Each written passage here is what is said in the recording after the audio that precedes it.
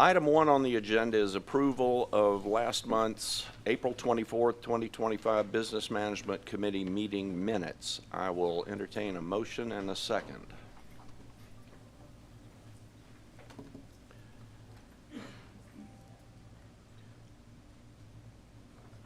All right, Kenya, you caught me. I'm not against it. We've got a motion and a second. Is there any correction to the minutes? Let's go ahead and vote, please.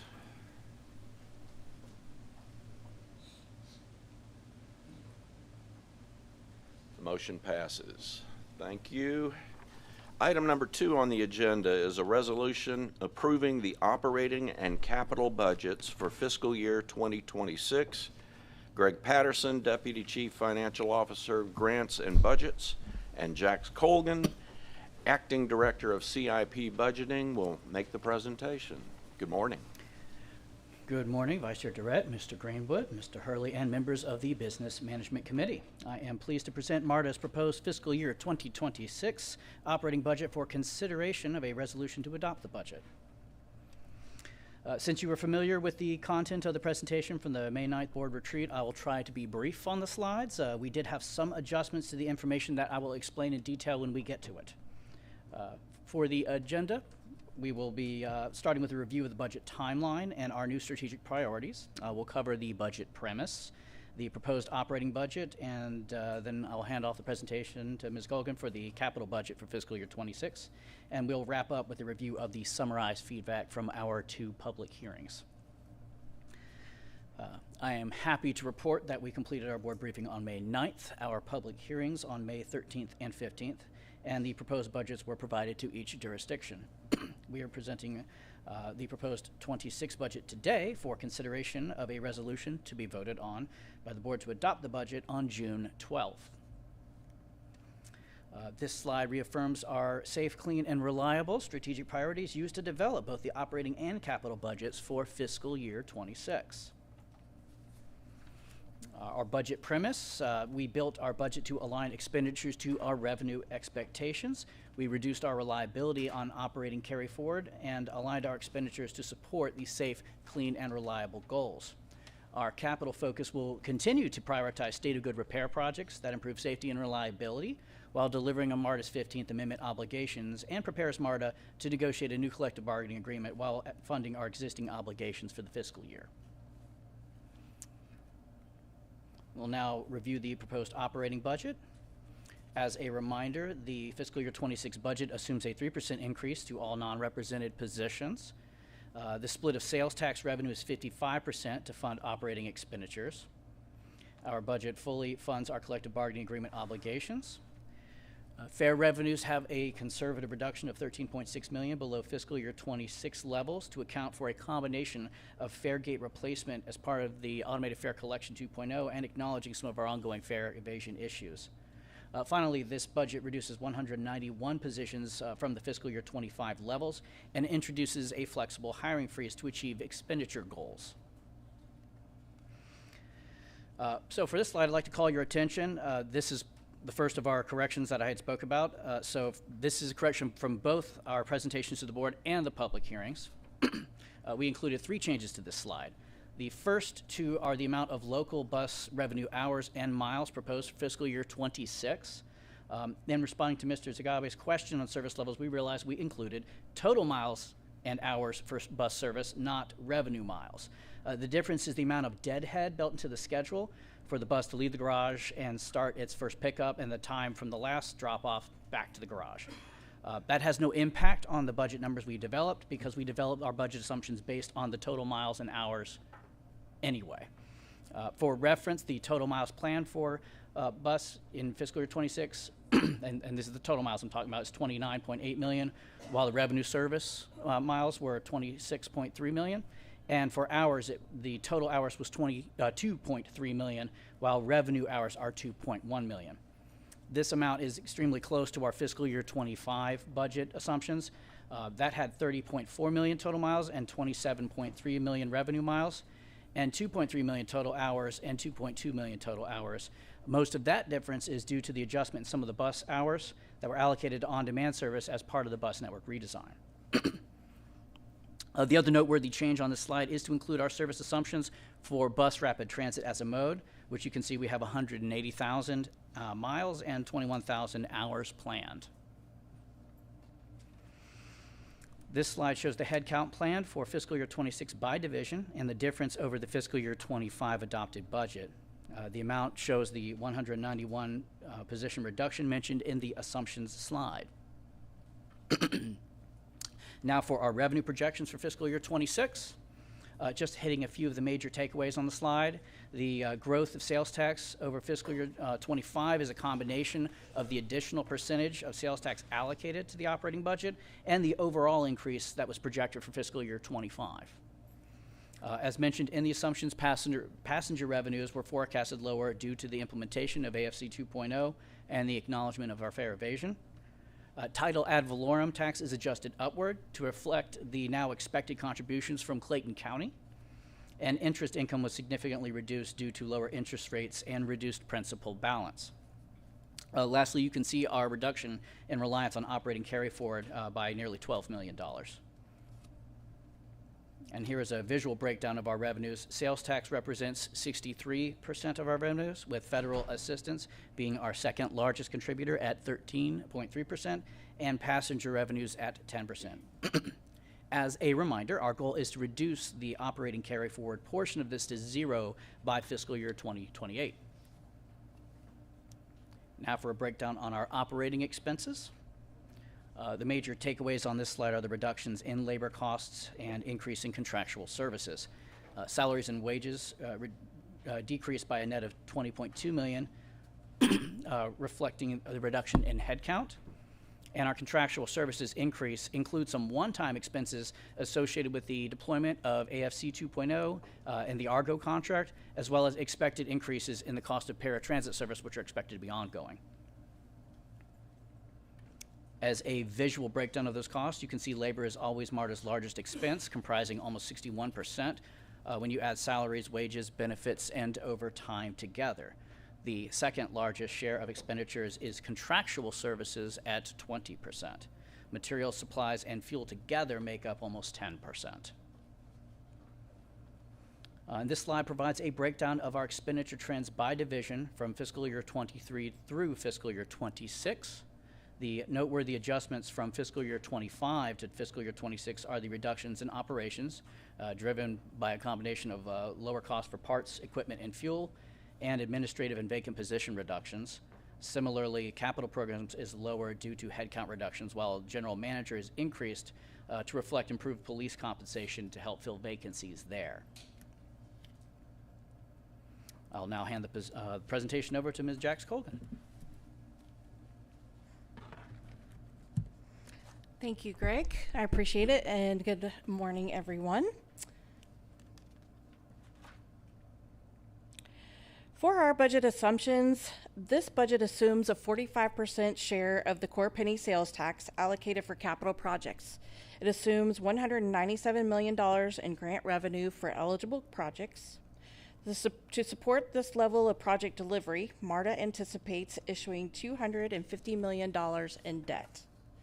State of good repair projects were reviewed for safety and reliability with a focus on customer and employee safety, new vehicle purchases, and station rehabilitation. As usual, more MARTA Atlanta and more MARTA Clayton projects are prioritized based on project schedules and planned project delivery in accordance with the programmatic sequencing plan. This slide provides the planned capital sources and uses. This includes a total planned source of $1.5 billion and $901.8 million in proposed uses across each of the three major programs of the overall capital program. Sources for state of good repair are budgeted at $815.4 million versus a planned use of $727.3 million after we include the debt service. Sources for more MARTA City of Atlanta are budgeted at $354.4 million versus the planned uses of $148.1 million. Sources for more MARTA Clayton are budgeted at $338.9 million versus a planned use of $26.4 million. As a visual for the state of good repair sources of $815.4 million, this budget assumes a carry forward balance at 20% of the total, sales tax projections at 30%, and federal and state grants at 20%, with a debt issuance at 31%. This fiscal year 2026 State of Good Repair uses a total of $727.3 million, separated here by the 5 FTA asset categories and debt service. The largest category is for systems at 27% of the budget, AFC 2.0 being the primary project here, debt service at 23% of the budget, and vehicles at 21%, including our CQ 400 rail cars and new bus purchases. Here is a summary of our top 10 State of Good Repair projects, which make up nearly 64% of our entire FY26 budget. To review our more MARTA City of Atlanta sources of revenue, the majority comes from our beginning balance at 69%, with capital sales tax at 20%. While we do not show the 10-year projection in this slide deck, I did want to mention that this is where we made our second adjustment to the budget, presented at the public hearing. We adjusted the assumptions to remove enhanced bus service after the deployment of bus network redesign, which over the 10-year forecast increased sales tax by $409 million. This reduced the debt issuance by $280 million and reduced debt service by $85 million. Here are the top projects for expenditures for more MARTA City of Atlanta, with our highest being the MARTA Rapid A-Line at 27.4%, 5-Point Station Transformation at 20.3%, and Bankhead Platform Extension at 14%. For more MARTA Clayton County, the primary source of funding is the carry forward balance of $286 million. This makes up 84% of the total.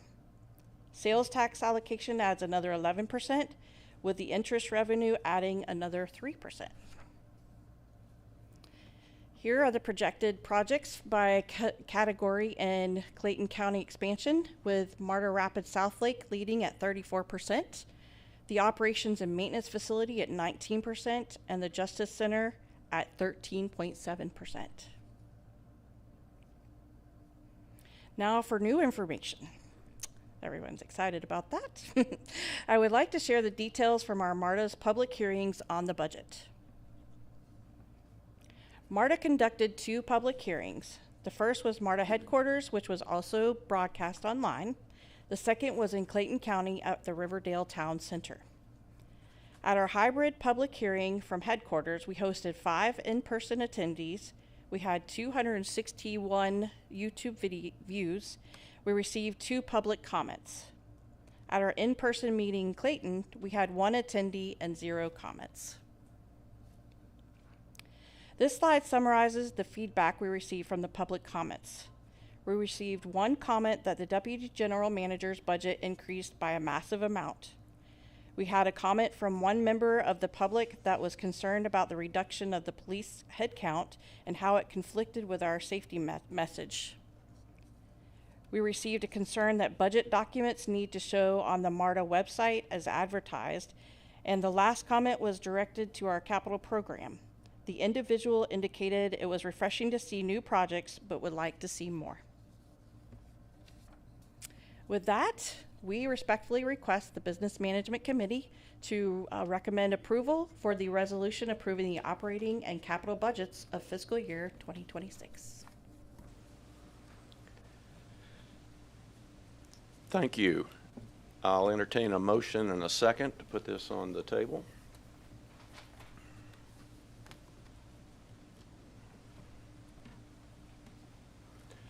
Properly moved and seconded. Questions, comments? Mr. Frierson. Yeah, I want to say thank you to the staff and everybody for preparing the budget. We've had a chance to look at it, and I think it's a very conservative budget, and I think that it really does cover a broad range of things that we're trying to do across the enterprise. And I'm glad to see that we're ready to do a great deal more of the capital expansion that we've talked about through projects throughout the enterprise. And that has been something that has always been of concern by some residents because they don't see enough. Well, we're doing quite a bit this year and next year, quite a bit. And so with all that happening, I hope that the public will be able to see that this enterprise is moving forward and growing and being impactful here in Atlanta. And we're putting the dollars into to make that happen. So I think it's a great budget, and I support it totally. Thank you, Mr. Fryson. Mr. Tsageba. All right. Zagabe. I know it's Tsagabe. That's all good. I don't give people a hard time on my last name. It's a hard one. I'd echo the comments from my fellow board member. I think thank you to both of you. Putting budgets together is hard work. It takes a lot of work. And everybody has an opinion. Everybody doesn't have the fact set. So just want to say kudos to y'all and thank you for the hard work. I have some questions, but I think they all echo the sentiment. And the reason I ask these questions is we have to be more conservative in our expenses. I think just the outlook and how we think about things, the uncertainty, the growth that we're seeing in revenue, we have to be more conservative. So I just think it's really important. Just the first question is around the bus miles and bus hours. So in here, I see that there's an increase specifically on bus miles and hours. I was looking at bus miles, and I think I saw that it was a 9% increase. Or that might have been hours, actually, 9% increase. My question here is just, with the new bus network redesign, does that mean that there will be an 18% increase year over year once we get to a full year of it, given we're implementing it in a half year? So with our corrections, actually, if you take a look at the over-under between last year and this year, there's actually a small decrease in the bus service hours and miles, but that with the corrected numbers, that is attributable to that a portion of those were set aside for the on-demand service. Oh, sorry. So you're saying so I'm looking here and I'm looking at forecast versus proposed. Are you saying? Oh, you're talking about the forecast where we're going to end the year? Yeah, so I'm looking versus- at, okay. if we're on page 9 here, it says 24.4 million in the forecast and we're proposing that. 26.3. So are you saying if I was to look at last year's proposed to this year's proposed, it's a slight decrease, but we're just running less miles, so it's actually an increase compared to actual forecast for this year? That's correct. Okay, that's super helpful. Okay, great. So we're going to see a small increase then. That's really clear. Okay. The second question here was just around rail. So on this slide, I can see that rail looks like it's going up 20% to our forecast for this year. Again, I don't have the proposed from last year, but just would love some color as to why we think the rail miles and hours are going to go up so substantially over the course of a year. So the main thrust behind that is we have implemented a more aggressive schedule. It's already implemented currently in this current fiscal year that has lower headways, both along the main line and some of the extensions. This annualizes that increase that we saw partial into this fiscal year. Perfect. So almost think of it as a step, like we've been stepping up since 24. Yes, sir. Perfect. Okay. And I guess just with both of those, I mean, fundamentally in this budget, we're going to keep operating costs very similar to where they're at, slash down a bit, but we're going to increase service. So that means that we're going to be more efficient. And, just would love to hear what gives us the conviction that we believe that we can be, I would say, 5 to 10% more efficient with how we operate the system as we go into the next fiscal year. So part of the assumptions that went into this budget is that by hiring the Argo, I think there's another full name for the company. There we go. Thank you. But that contract is designed specifically to address some of the efficiency concerns we have on the bus delivery part of the shop. So that's part of what gives us some of that confidence. The other one is we've implemented a few new policies lately when it comes to the management and use of overtime that we think will also contribute to that. Awesome. Thank you. The next one's still on this page with mobility. So I'm just looking at the numbers here, and every time we look at the KPIs scorecard, the one place that we're seeing ridership growth is mobility. But I'd never seen it over this many years. So we're more or less saying that we're doubling the number of mobility hours and miles we're putting on the road from over 5 years, which is, I mean, nothing else in the system looks like that. So just maybe any color on, I mean, it's a big step up from the forecast this year to next year, but I know that we're saying there's more interest in ridership, but any reason it's just growing so much faster than the rest of the system? I'm probably not the best to answer that question. I can say that we have definitely seen in our results that the demand for it has gone up meteorically compared to our other modes of service.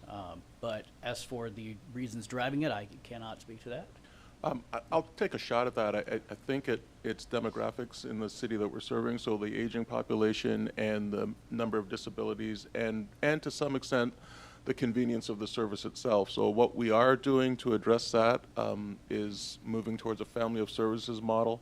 Our eligibility criteria are going to be more stringent because we're going to have some high frequency networks on the bus and on rail, and we will have some on-demand zones, and we're going to move to a system where we're able to get folks to a high frequency network. They can continue their trip there because we have our elevators, escalators, our systems far more accessible.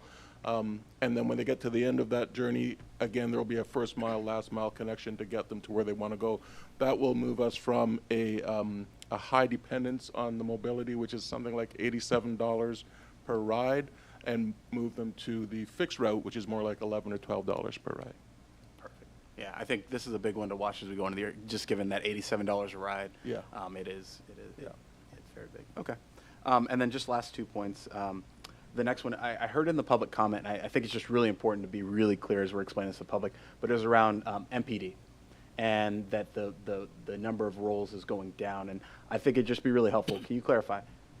Do we expect next year to have more MPD officers in the field and on payroll, despite what we're seeing from a headcount level in the budget? I think it's just helpful to help people understand what we see from vacant roles in the budget versus like what we're actually going to see feet on the street and what we're going to have in our service.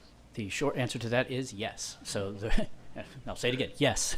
The goal behind, and part of the reason why you saw the headcount reduction was to afford us to offer higher salaries to fill the vacant positions, of which we still have quite a few.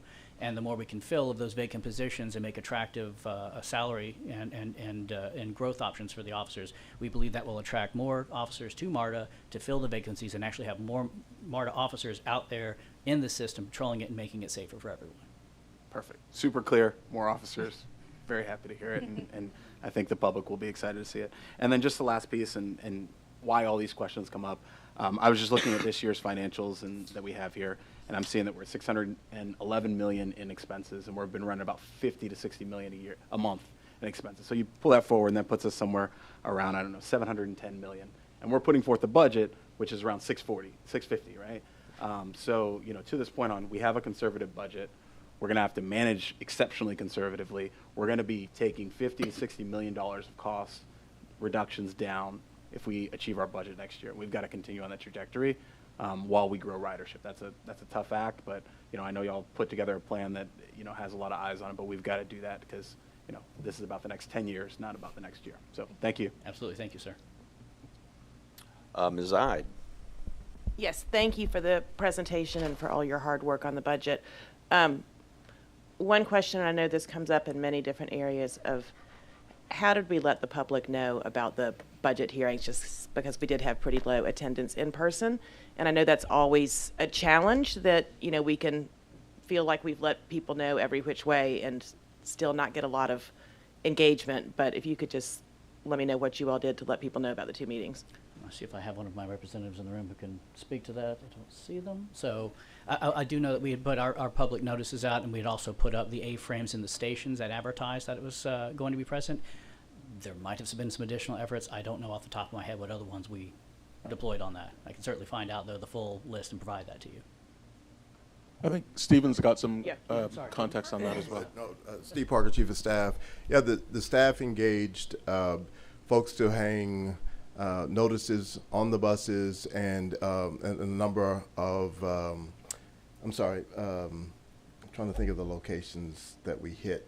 But it was, we did canvass some of the areas in which folks were, and then a very strong social media push to make sure folks were aware. Great, thank you. Hopefully with our new trains, when they roll out with the digital signage, we can push it that way in the future too. I'll add too, you're right about the accessibility of advertising venues, and also a lot of the face-to-face things that Stephen's team's been doing of late. They'd go to seniors events and whatnot, and they would give them updates about upcoming meetings, and chief among them have been the budget. It's just admittedly, sometimes it can be a dry proposition to sit in front of a budget hearing, but we are, as you know, sorry, Kev. Thank you. Not with Jacob participating. It's not dry at all. Not seeing any other requests to comment, I'll call the question. Let's vote for the resolution.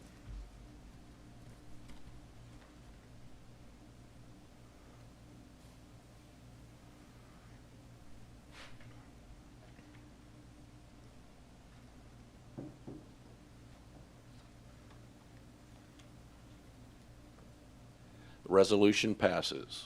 Thank you very much. Thank you very much. Okay, the third item on the agenda is a resolution authorizing the award of a contract for information technology visibility, software asset, and license management tool, IFB B50645. Tyson Morris is not able to be with us this morning. Nancy Joseph will take this resolution as well as the next two. Ms. Joseph. Yes, good morning, Vice Chair Durrett, Mr. Greenwood, Mr. Hurley, and other members of the Business Management Committee team.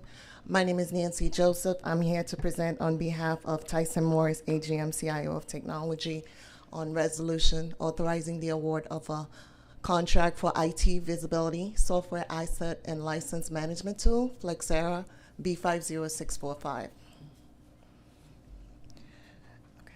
Flexera provide comprehensive visibility into IT asset, allowing us to manage and optimize resources effectively, whether deployed on premises within MARTA data center or hosted in the cloud. Procuring this robust solution will help us track asset utilization, compliance, and performance, empowering us to make informed decisions and maximize technology investments. Procurement financial DBE consideration. 3 bids were received. The lowest responsive and responsible bid was received from Angle Point Group Incorporated in the amount of $424,582.60. This 3-year contract is funded with local operating fund. The DBE goal is set at 0 because there are no known subcontracting opportunities. The Department of Technology requests the Business Management Committee recommend approval of the resolution authorizing the award of a contract for IT visibility software asset and license management tool, Flexera B50645 to Angle Point Group Incorporated in the amount of $424,582.60. I now return the floor back to you, sir. Thank you, Ms. Joseph. I'll entertain a motion to approve and a second.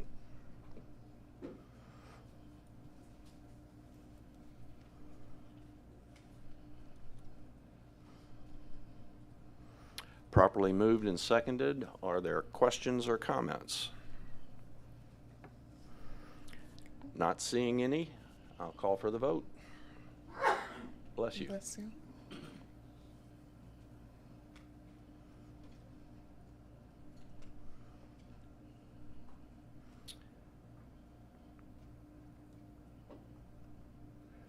The resolution passes. Thank you. I'll move to the next one. Okay, next resolution is a resolution authorizing the award of a contract for maintenance, support, and replacement for public address and electronic signs, IFB B50464.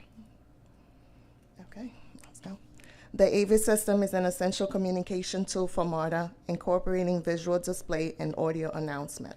The visual displays are strategically placed throughout the transit system, conveying important information such as train schedule, service update, and station alerts. Meanwhile, the audio announcement provide real-time information and safety messages, ensuring that all passengers can navigate the transit system effectively. Together, these components enhance the overall travel experience by keeping passengers informed and safe. This maintenance support for the AVIS system is robust, allowing for prompt part replacement and effective troubleshooting. Procurement financial DBE consideration. 3 bids were received. The lowest responsive and responsible bid was received by Signet Electronic System Incorporated in the amount of $12,296,400 $43.32. The 7-year contract is funded with local operating fund. This commitment ensures MARTA meets its 10-year grant agreement from the state of Georgia. The DBE goal for this procurement is set at 25%.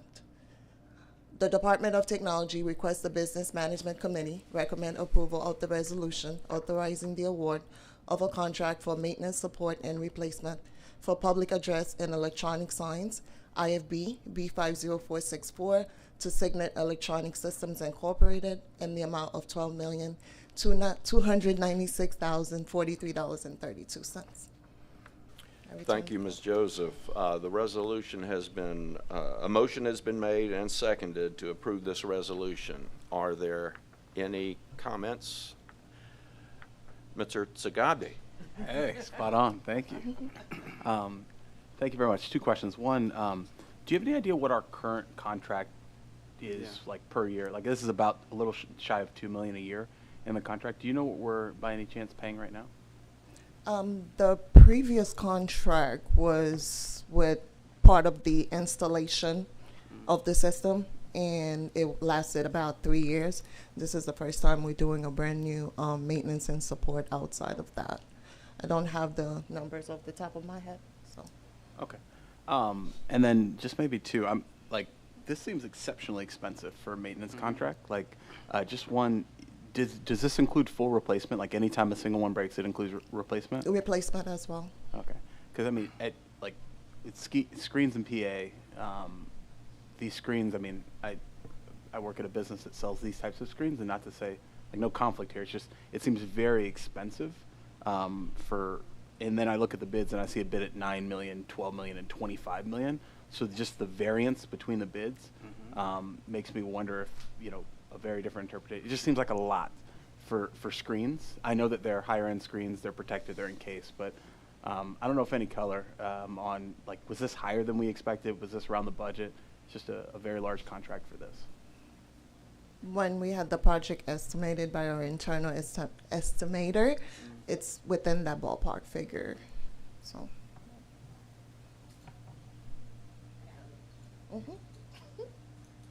The independent cost estimate was around 20 million for this.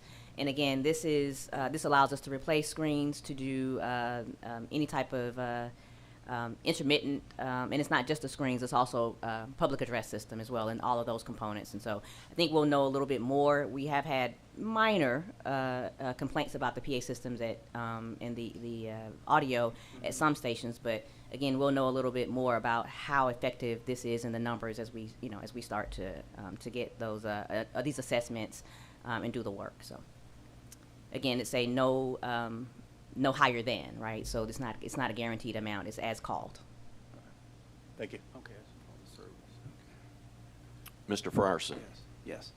I remember that when these were installed, there were some challenges with the maintenance of the system, and so I didn't know if there was still warranty on this system that still exists, even though we're hiring a company to do the maintenance of it. Does it still have any warranty from the original manufacturer? No, it wasn't transferable. It was? Okay. No. Okay, so the current company is going to take over all the warranty and anything else concerning the system? Well, the warranty wasn't transferable, but Oh, the it was new company will assume all responsibility Okay, of the so system. it was not. Okay, I Yeah. understand. I want to make sure I understood that. And so this is for damages as well as just Yes. wear and tear, right? Yes. Okay. That's correct. Okay, great.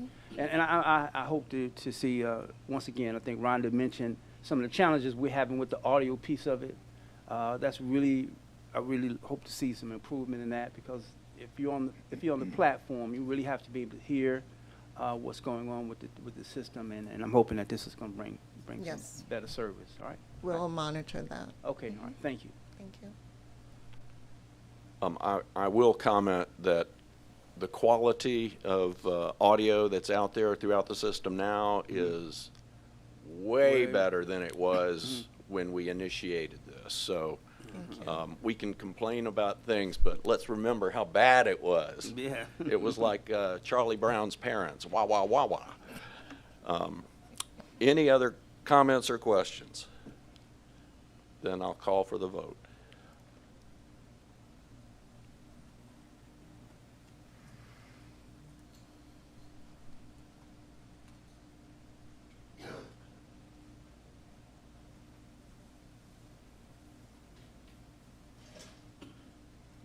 The resolution passes. Thank you. Okay, you have the next resolution as well, a resolution authorizing award of a contract for the procurement of software maintenance and support for Genetec closed circuit television camera system and license IFB B50578A. Ms. Joseph. Thank you. All right, this is my last one. So, resolution authorizing the award of a contract for software maintenance and support for Genetec CCTV camera system and licenses, B50578A. Okay. Genetec is the primary software used by MARTA's surveillance system. This advanced platform enhances our security measures by offering real-time visibility into our environment. With sophisticated monitoring capability, law enforcement can effectively oversee operation and swiftly respond to incident involving our patron, ensuring a safe and more secure transit experience. Renewing this maintenance contract will secure continual functionality and access to the latest update, strengthening our security infrastructure and maintaining the safety standard our community depends on. Procurement financial DBE consideration, 2 bids were received. The lowest responsive and responsible bid was received by Signet Electronics Systems, LLC, in the amount of $474,958.65. This is a 3-year contract funded with local operating funds. The DBE goal is set at 0 because there are no known subcontracting opportunities. The Department of Technology requests the Business Management Committee recommend approval of the resolution authorizing the award of a contract for software maintenance and support for Genetec CCTV camera system and licenses, B50578A, to Signet Electronic Systems, LLC, in the amount of $474,958.65. I return the floor back to you, Chairman Durrett. Thank you, Ms. Joseph. We've got a motion and a second for approval of this resolution. Mr. Worthy. So it's similar to Mr. Zagabe's question on the last one. This one seems a little low. And what I mean by that is I view these CCTVs and the emergency phones as the first line of defense for our patrons. So, and we've heard over the years of them sometimes not working, sometimes being disconnected, which I think is almost malpractice on the authority when they're not working. So is this enough to keep them working and give you what they need? So this one is totally different from the Avis. The Avis encompass of hardware, but this one is basically the software licenses Oh, I got it. to be Okay. able to manage the camera and provide visibility. That's helpful. Thank you. Any other questions? Mr. Zagabe. Not a question, just a comment, going back to budget, going back to all the discussions. This is another big investment by us in our safety, and I just want to highlight that. A VMS system is really important. It allows us to be able to see everything that's going on across the system. It's really important, and just to underline all the safety investments we're making as an agency so that we can have real-time visibility. So just very important. Thank you for the support. All right, I'll call for the question.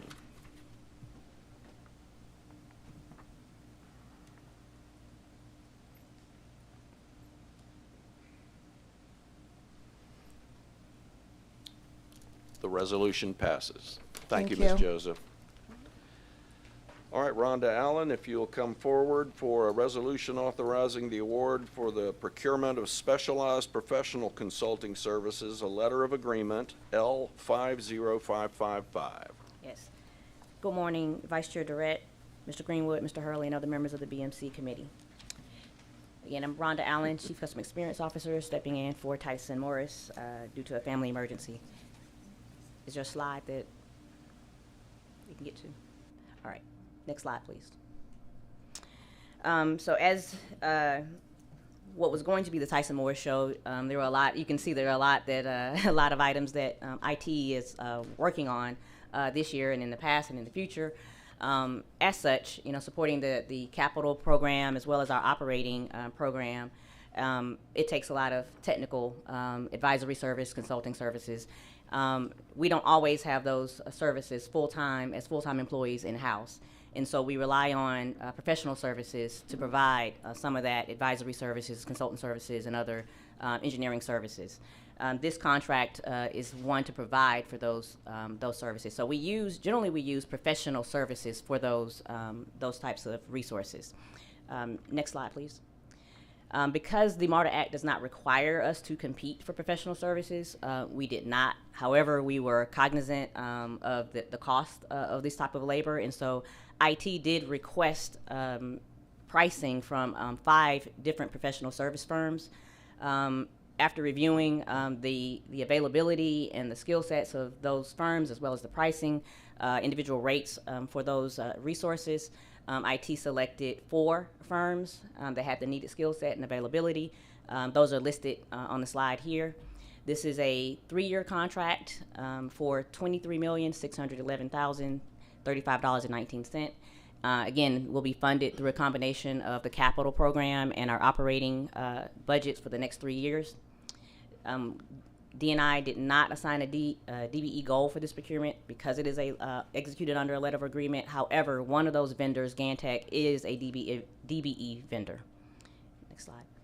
So with that, the Department of Technology respectfully requests that the Business Management Committee recommend approval of the award of a contract for specialized professional consulting services under letter of agreement LOA L50555 to the following firms: Gantech, numbers only, Polaris, and HNTB in the amount of $23,611,035.19. Back, Mr. Durrett. Thank you, Ms. Allen. We've got a motion and a second. Anybody wish to make a comment or have a question? Mr. Tsagabe.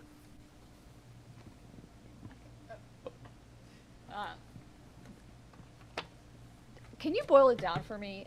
Is this just an IT contract? This is just like IT service professional support? It is. Okay. And I think I noticed that maybe some of these firms provide different services than others in a more traditional sense on their full scope. But So, can you give me a little more? yes. So think of, at any moment we may need network engineers, we may need software developers. So these are individuals that we can embed within the MARTA IT department to help us to provide a level of service and perform work. So think of it as supplemental services to the full-time IT department at MARTA. Okay, thank you. Mr. Frierson. Okay. And so the cost of this resolution the services will only be billed as they are called upon, is that right? That is correct. So this is a kind of a not to exceed amount. Exactly. That's what it is. Okay, thank you. And it's each one of the firms, as we need the support that they are providing, they will bill against it, but it's a total not to exceed value for all of the firms listed. Okay, all right, thank you.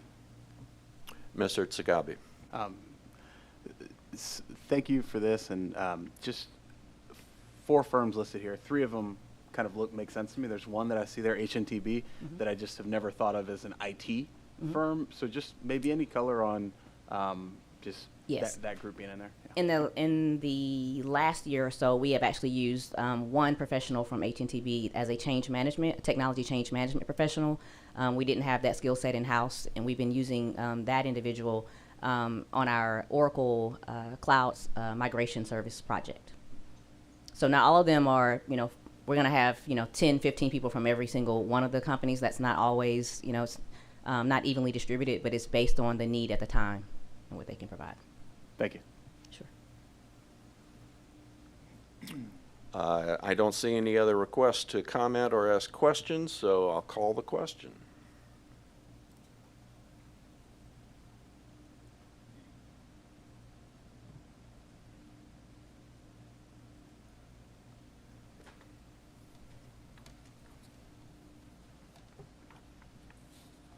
The resolution passes. Right, Thank you, thank you. Ms. Allen. Tori Kirby is going to come forward and present a resolution authorizing a modification and contractual authorization for maintenance and support for Oracle Database, ERP, and ID management licenses, P27978. Mr. Kirby. Thank you, Vice Chair Durrett. Good morning to everyone. Good morning, Vice Chair Durrett, Mr. Greenwood, Mr. Hurley, BMC Committee. My name is Tori Kirby, Director of Technology Applications. and I'm doing this on behalf of Tyson Morris, AGM CIO. This resolution is authorizing a modification and contractual authorization for maintenance and support for Oracle Database ERP and ID management licenses, RFP P27978. The purpose and benefits of this resolution is to co-term our current Oracle cloud licenses with our existing cloud licenses. Some of those would include our recruiting cloud licensing. In addition, it will allow for our continued transition to the Oracle cloud, which is on par to take place with the coming fiscal year. In addition, it will support our continued MARTA technology mission to improve and automate our procurement, financials, and capital and operating project tracking, to name a few. The financial considerations for this resolution are our current value of $35,521,553.93 for an additional requested amount of $1,347,251.16 to give us a total value of $36,868,805.09. The Diversity and Inclusion Department assigned a 0% DBE goal for the original contract, and therefore a 0% DBE goal remains in place for this modification. The Department of Technology requests the Business Management Committee recommend for approval the resolution and authorizing the modification and contractual authorization for maintenance and support for the Oracle Database ERP and ID management licenses in the amount of $1,347,251.16. I can answer any questions or return the floor back to you, Vice Chair. Thank you, Mr. Kirby. We have a motion and a second to approve the resolution. Does anybody have a question for Mr. Kirby? Mr. Tsagabe. Very active today. Just a question here. I'm looking at the background here. So we've been in a contract with Oracle since 2012, and we've been having amendments for 12 years, 13 years. We just came to the board for a $12.5 million increase in Q4 of last year. So what is this, 6 months later, we just put a very large increase. We just love some color on why we're increasing the contract again. So from that, the beginning of that contract was for our on-premise application. So it's what we currently call our e-business suite. That suite has been in place for a number of years, and what we're trying or in the process of doing is migrating that on-premise and somewhat outdated version of Oracle to the new cloud version of that, which allows us to be able to take advantage of more of the industry best practices that are available now, as well as it allows us to, like we said, automate a lot of those manual processes that we do today. So with this particular resolution, we're actually looking to add the HCM modules, which we are currently in the process of transitioning to the cloud from the e-business suite. So one of the things that I mentioned before was the existing cloud modules, which is the HR recruiting. So all we want to do now is co-term those licenses. So what happens is when we do these upgrades with Oracle, they come with several or independent licenses. And those licenses, once we turn them on, start at varying times.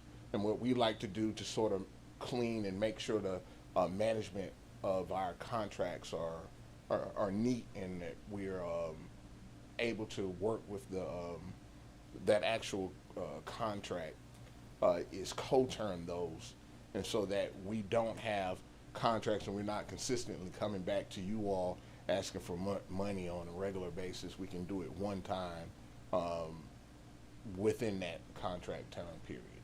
Yeah, so my understanding is this makes all the Right, and the licenses licenses start and end and at the end same time. So we're renewing them all at the same time instead of hopscotching around. Right. That makes sense. Fair. Thank you. Right, and the licenses have to be renewed on an annual basis. Right.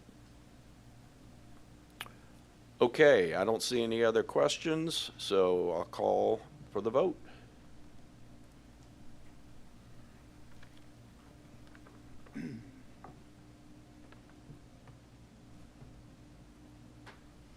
The resolution passes. Thank you, Mr. Kirby. Thank you. Victor Hall, if you'll come forward and present the resolution authorizing award of a contract utilizing the state of Georgia contracts for the purchase of devices and services for wireless unlimited services, RFPP P50697. Mr. Hall. Good morning, Vice Chair Durrett, Mr. Greenwood, Mr. Hurley, Business Management Committee members. My name is Victor Hall. I'm Director of Technology Support Services, and on behalf of Tyson Morris, I will be presenting the resolution authorizing the award of a contract for the purchase of device and services for wireless unlimited, RFP 50697, utilizing the state of Georgia contract 9800 GTA 794-AT&T. Mobile phones and data-only plans are critical components of the MARTA operational infrastructure, supporting both administrative personnel and frontline responders.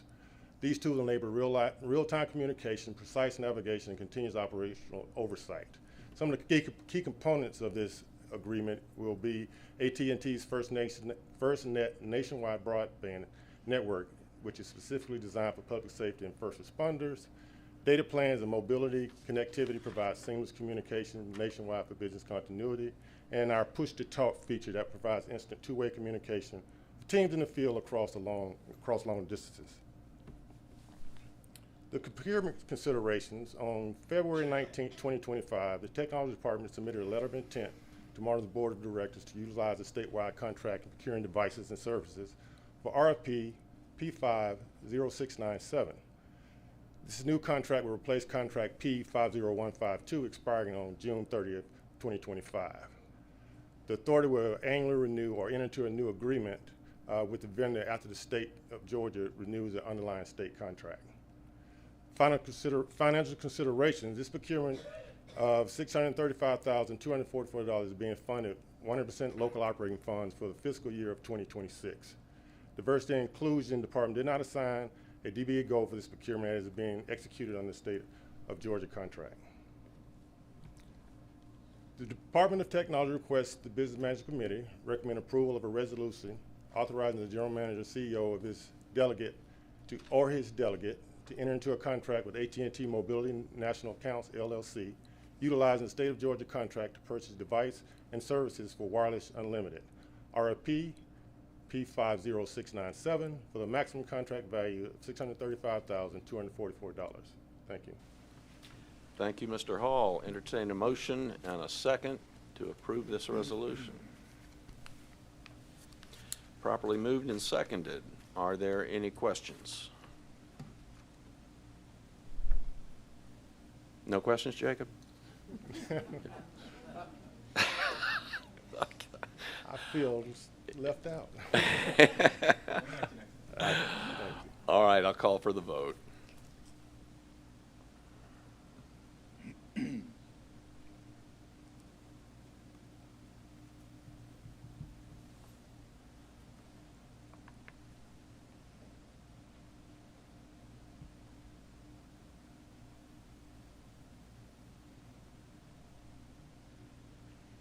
The resolution passes. Thank you very much, Mr. Hall. Thank you all. Board members, committee members, there are two other matters for information only included in our agenda and our packet. And that, unless there's anything else. Yeah, Mr. Jim, I just Greenwood. want to take the opportunity to thank Victor, Nancy, Tori, and of course Chief Allen. You know, you can see by the agenda that the intent was for Tyson Morris, the subject matter expert, to, you know, get into these conversations and an emergent issue happened this morning, and it's great to see that the team seamlessly coalesced around this and delivered really, really well. So I just want to thank you for that. Yes, Mr. Tsakabe. Question day. Sorry, this is a question on the informational only portion. We've had a lot of discussion around rail ridership and revenue. And I just noticed in the informational packet, like when we look at the last month, we see an uptick in ridership on rail. And I just want to confirm, is that because we've addressed some of the issues we've had at the fare gates, or is that, you know, those still have not been addressed and layered into prior months? Mr. Patterson. Mrs. Yagbe. So a portion of it has been addressed, a portion has not. So we do know that one of the critical settings has been turned back on, so we should be seeing some of the slight increase, which is probably explaining some of what you've seen. But the correction we were hoping to accomplish has not happened yet because we're still assessing what the correct level of that correction needs to be. In fact, we have a meeting next week with the folks at Cubic to actually walk through step by step to make sure we're assessing correctly what the figure should be and how we're reconciling stored value. So that has yet to occur. Perfect. So is it fair to say that there's some impact in April, but as we look backwards, there's no reconciliation going backwards? Correct. All right. Perfect. Thank you. Thank you. Okay. Then I'll call to a conclusion the Business Management Committee meeting for today. What's the next? PCP will meet next.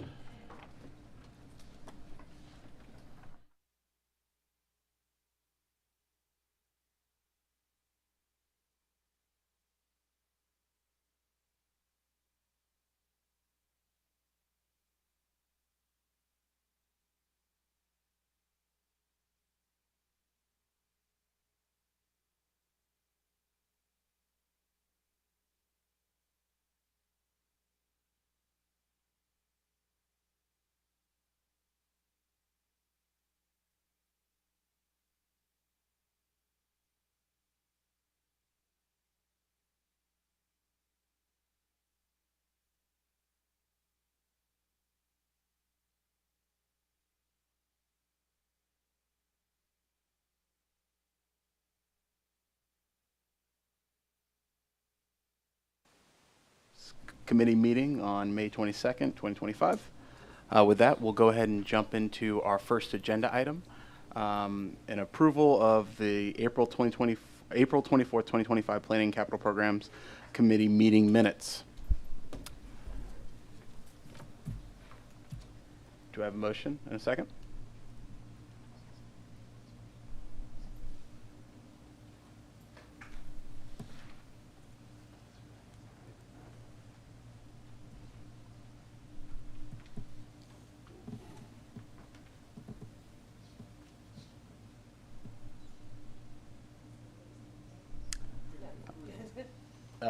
We're just waiting on one moment. There we go. Perfect.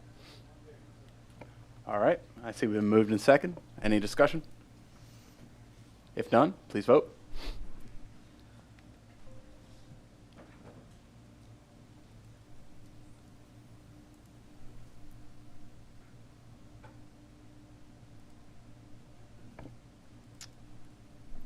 All right, 7 yeses. It passes. Thank you. Oh, we're waiting on anybody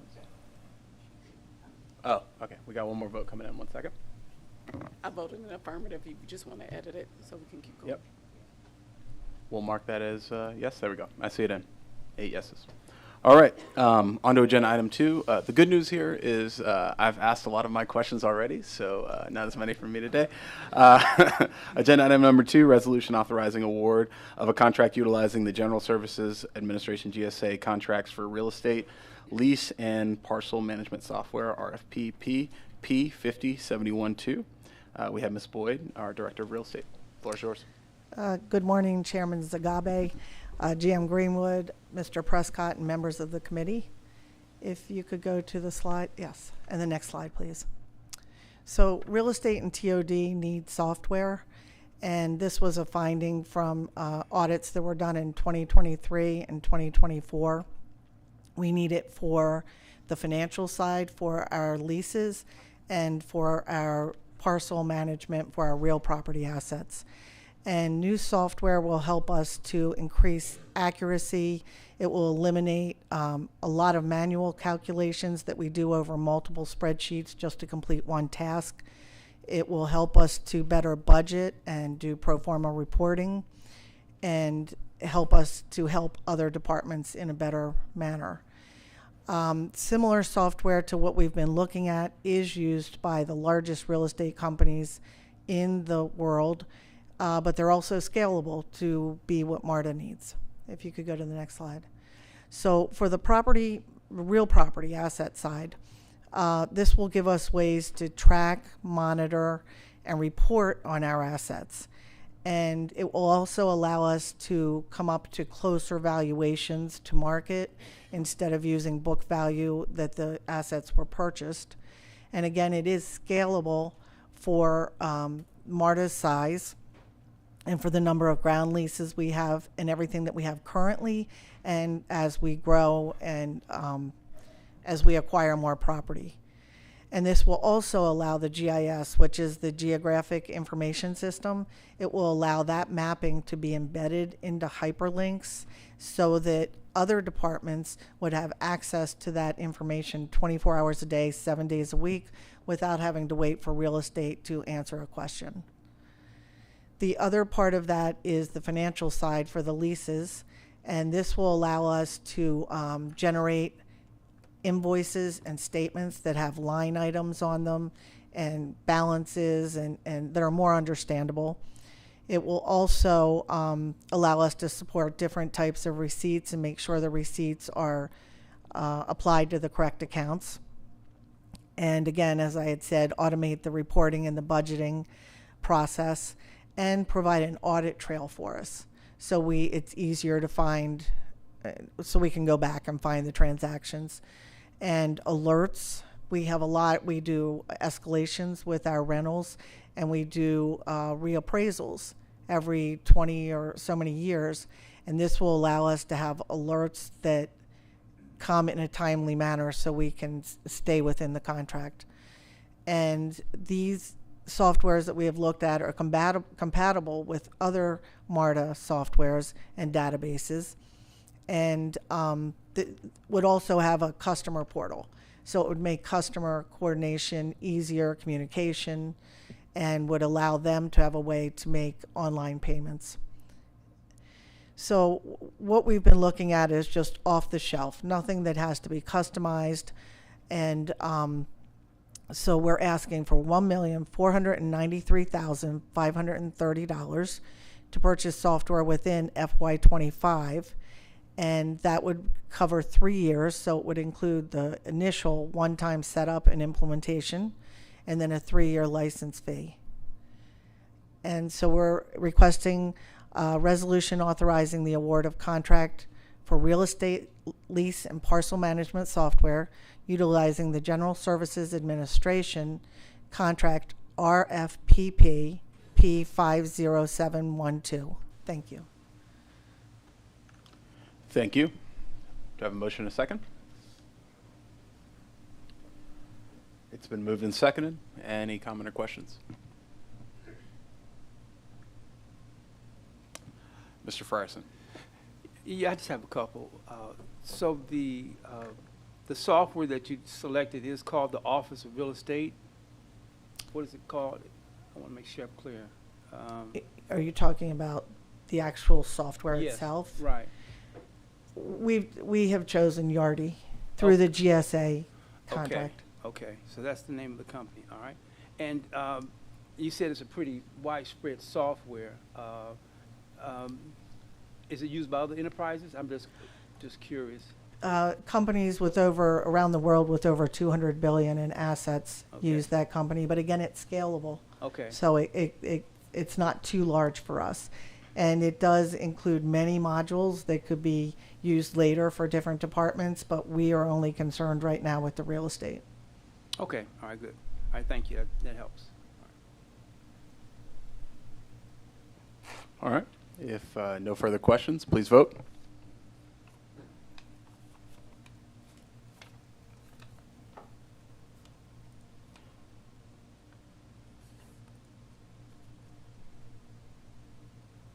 All right. The resolution passes. Thank you. All right. We'll head to agenda item 3, resolution authorizing the approval of the next gen bus network related service modifications and infrastructure improvements. We have Ms. Pert, Mr. Van Sickle, Ms. Ford, Ms. Smiley, and Mr. Wag updating. But before we pass the floor to them, I will give it to Mr. Prescott to provide some remarks. Thank you, Chair Zagabe. Before we get started, I want to acknowledge all the staff that have worked on this program for the past 4.5 years to get to this culmination, as well as the whole program started with Heather Aldahef, our former AGM of the planning group, and the continued support of our AGM, or our GM, colleague Greenwood, giving us guidance throughout this whole program. So thank you very much, everybody. Thank you, Larry. And good morning, Chair Zagabe, Vice Chairworthy Mr. Greenwood, Mr. Prescott, and members of the Planning and Capital Programs Committee. I'm pleased to be here this morning to present to you about the next-gen bus network. With today's presentation, then I'll have some co-presenters, and so I'd like to introduce a few folks from our project team that you'll be hearing from as well, starting with Andrea Ford, our project manager, Kenyatta Smiley from HNTB, Scudder Wag from Jarrett Walker and Associates, and a number of others who won't be presenting but were critical to getting us to this point. Mr. Rashidi Jackson and also Tricia Colpetzer, part of our engagement effort. And one last one, our service planning team, who's been hard at work for several years to support this. So moving into the presentation here, then we'll start with a bit of a recap on the project background, followed by a summary of the engagement throughout the life of the project, not just the recent activities that we updated you on last month. An update on the infrastructure and explainer of what the infrastructure will be to support this network, followed by the network and its outcomes itself, before moving into the next steps in the request for your approval. To recap the background, as you know, the network has changed over the years, but it's been generally a gradual evolution in a lot of different steps. Starting from the far left photo here, the 1970s, when MARTA took on the bus system and initiated a 5-year service improvement plan, through the expansion of the rail network through the 80s, the 90s, and the 2000s, including some high points like the Olympics shown there in the center with one of our Olympic shuttles at Turner Field, and into more modern years as we weathered the recession, the COVID-19 pandemic, and had some really large expansions like the addition of Clayton County to our service. But those were all generally evolutions of the system, and so this project really brings the largest and most comprehensive planning effort looking at it as a comprehensive system since the authority's founding and the start of service back in the 1970s.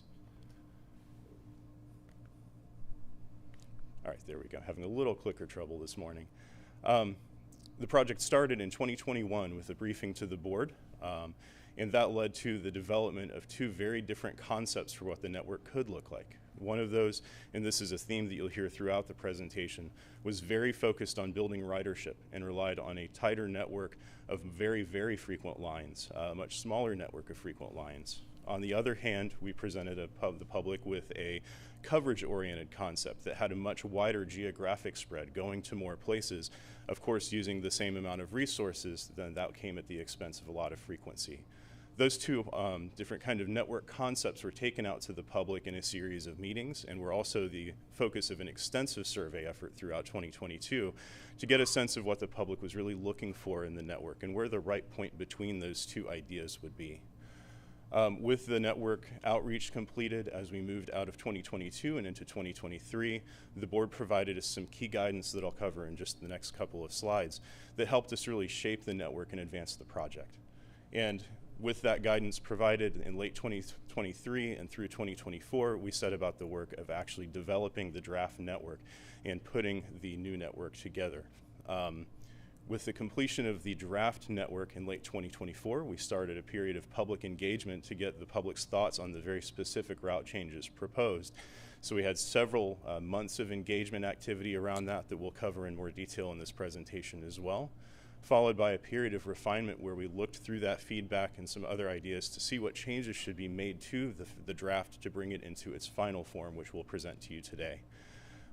That was the subject of public hearings over the last couple of weeks, and with that, then we are here at the adoption process today, presenting the final network to you.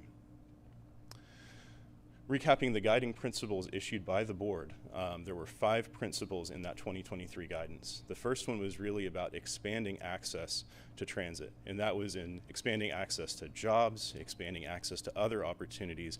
In general, the new network should carry people to more places in less time. It also is a critical kind of cornerstone of the project to make sure that this was done in an equitable way. We kept our low-income, minority, and other disadvantaged communities in mind, and a very important part of how we made the decisions with designing this network. It also needs to be future-facing, so we're not just reacting to the conditions that exist in the network today, but we're also trying to make sure that it is anticipating changes coming throughout our service area over the next several years. That includes new developments, new transportation projects, and we relied on input from a lot of our local partners and stakeholders to make sure that we were informed as we made routing decisions with this network. And of course, a key one, and this was the subject of those two concepts, the balance between focusing on ridership-oriented service and focusing on geographic coverage-oriented service, and trying to find the right balance on the spectrum of where those two things would lie. And last is the board recognized the challenges that comes with a project of this scale and this magnitude. Knowing that we're working to make a net improvement to the network as a whole, there will be customers who object to some of the changes, and it will present challenges for some people. There were several design principles at play also as we moved forward with the network. This was a near neutral redesign. So especially with this, we looked at about the August 2021 level of revenue hours as our baseline target for developing this network with on-demand as well. We had a jurisdictional balance and tried to ensure that we didn't see large shifts in the amounts of service around the system. So each part of the system has a similar level of service to what it does today. Clayton County was also essentially unchanged by this process. As the most recent member of our system and with much more recent transit planning efforts on its bus network, then we are continuing with the existing plans, and Clayton service is largely unchanged. And the last is the ridership coverage balance. So the board guidance recognized the existing network sitting at about a 60% ridership focused balance in how our resources are deployed, and about 40% of our resources deployed to coverage, and set a draft target of about 75% towards ridership and 25% towards coverage. And so with that, then I'll turn it over to our colleague Andrea Ford to present on public engagement. Good morning. Thanks, Ryan. As Ryan mentioned in the timeline, we did have extensive public engagement as part of this process, so we wanted to spend a few minutes to share those activities with you. So over the past few years, we conducted multiple rounds of public engagement, utilizing both internal and external methods to really gather feedback from public and our stakeholders.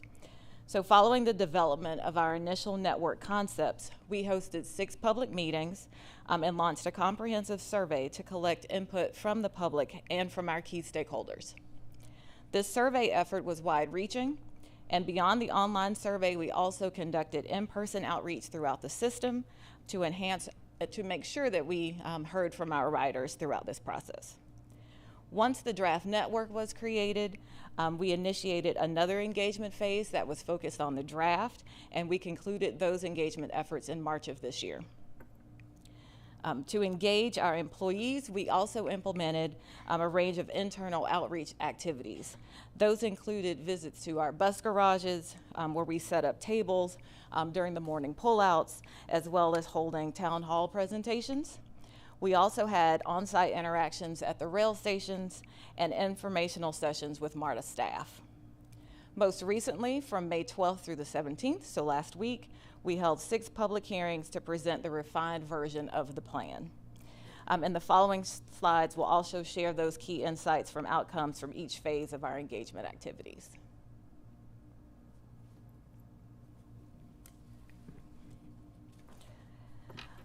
So again, as Ryan mentioned through the timeline and through our concept phase, we also had engagement efforts as part of that early phase of plan development, where we held 4 in-person meetings and 2 virtual sessions with the public.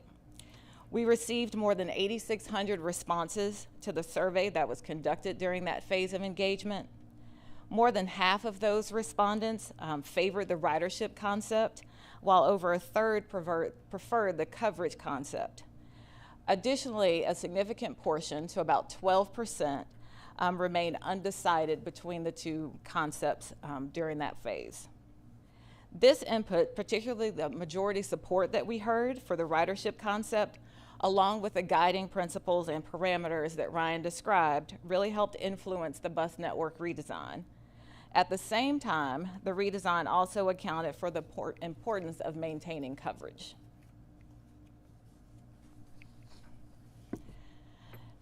To provide you a high-level overview of the engagement efforts that we undertook during the draft network period, here's what we accomplished during that time frame.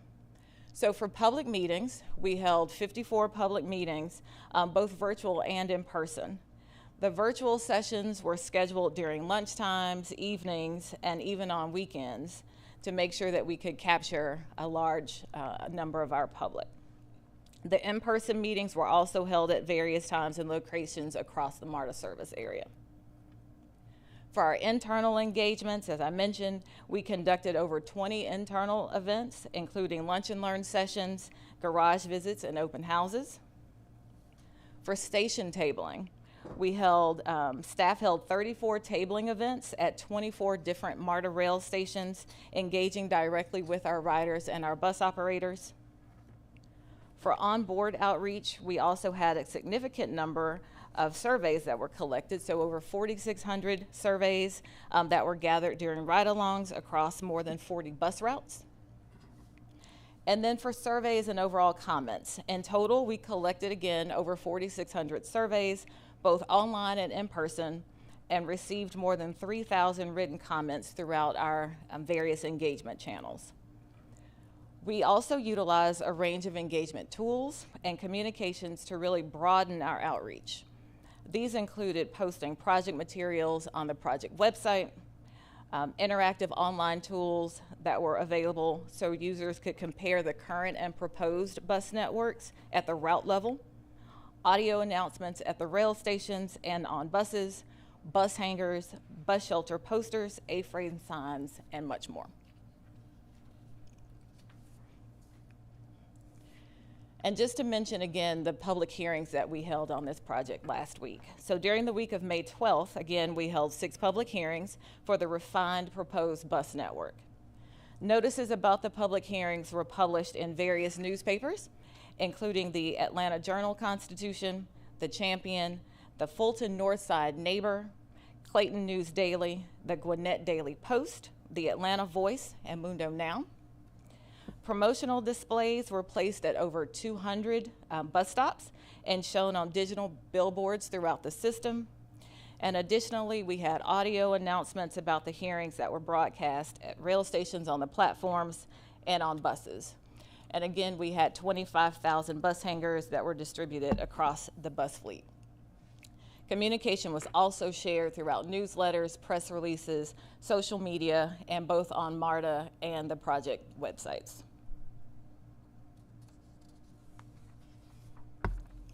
A total of 76 members of the public attended the public hearings. There were 38 comments that were made during these meetings, with an additional 23 emails, and 9 phone calls that were received. General themes that we heard during this period included concerns about route alignments and connections, suggestions for alternative routes and route alignments and new routes, a number of general concerns, including reminders to focus on our elderly patrons, accessibility to rail stations and transfers. And then we also did continue to hear support for frequency improvements in the comments that were made. Outside of the public hearing process, we also received a petition with 85 signatures with concerns about the proposed changes for routes 30 and 133. So now we'll shift to the infrastructure elements with Kenyatta.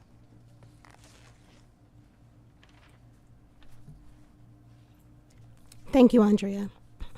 This project is not just about the bus routes, it's also about supporting them with the appropriate infrastructure. The infrastructure component of the project will equip the network with a number of infrastructure improvements, and it aims to do 2 things. First, to adapt the existing system to on-street assets, including bus shelters, as well as bus stop signage. For example, and also the second goal is to equip the network to provide it with better customer experiences and to also address existing challenges that matter most to the passengers and to the operations. This is focused particularly at key points in the network where transfers are concentrated.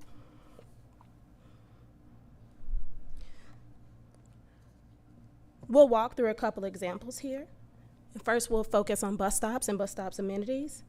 The current bus stops feature route information on every single sign. We'll need to update these in order for the new route information to be included.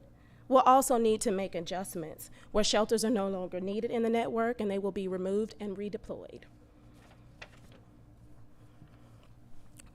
There'll also be infrastructure improvements at park and ride lots and stations. You'll see an example here of Mansell Road. This is where a platform will be improved and will create new pedestrian pathways into the actual lots. At key stations like Avondale and Doraville, there'll also be improvements made to accommodate more bus capacities. For example, at Doraville, that's a place where the MARTA system coordinates with other regional providers, and so there'll be a greater need for more bus capacity there. Shown here is the Avondale station, where we'll be installing a new bus stop that'll be adjacent to the north bus loop, and also be updating pedestrian access to the station to modernize it and make it better by including marked crossings to the bus loop.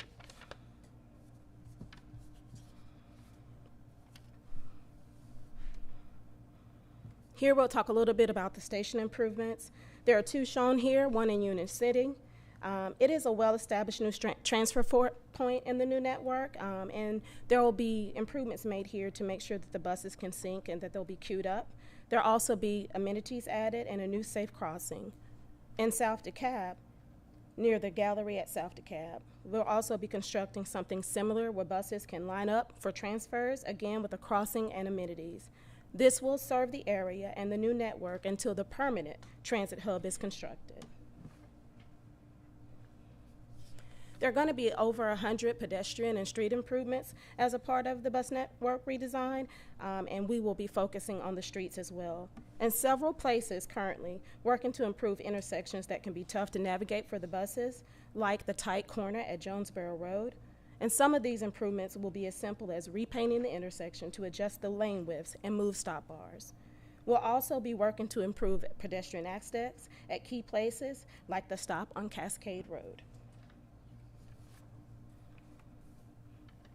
I'll now turn it over to Scudder Wag to kind of talk about the refinement of the network.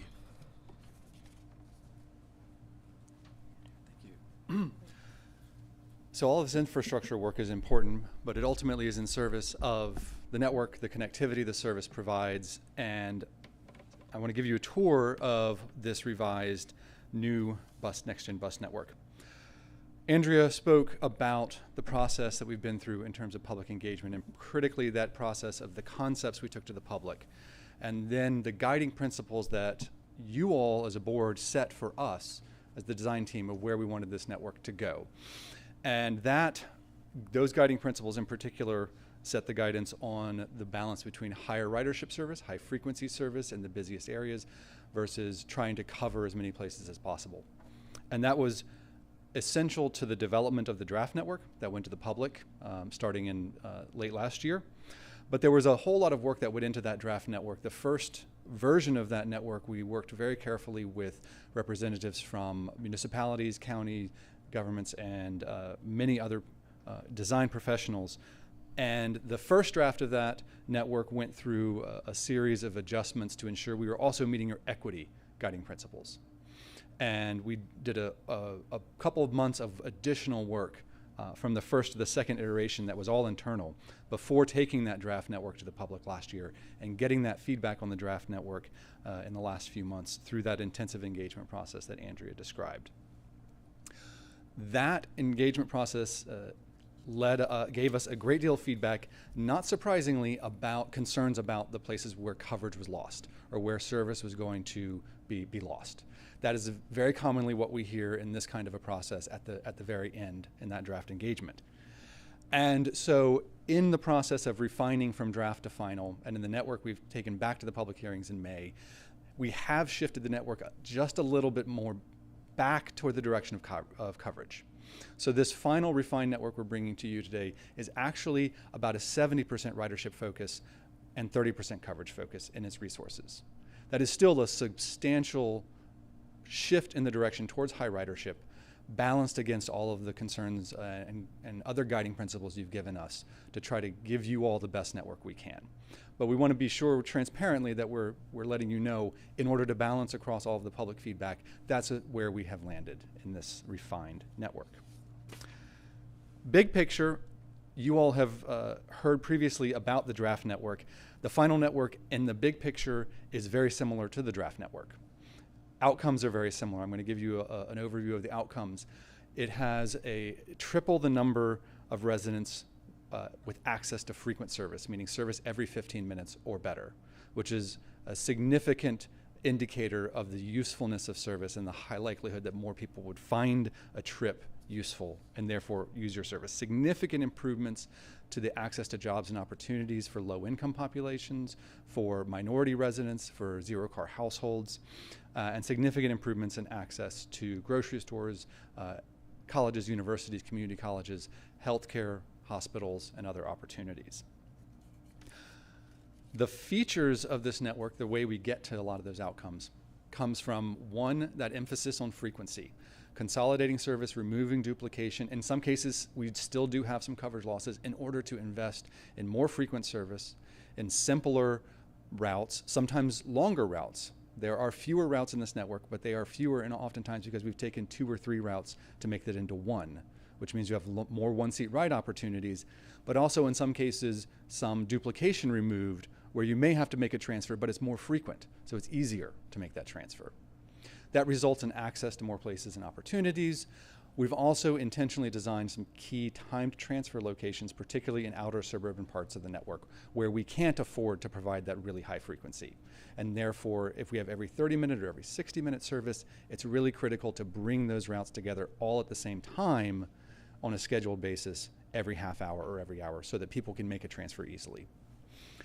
We've included on-demand service. You've heard a lot about that in the past. The on-demand service, similar to your MARTA Reach pilot, would be applied in a number of zones across the network. And critically, consistent 7-day-a-week service across more and more service, consistent span of service, so people know your service is going to be there consistently. They can look at a MARTA route and know I can rely on that all day, all week.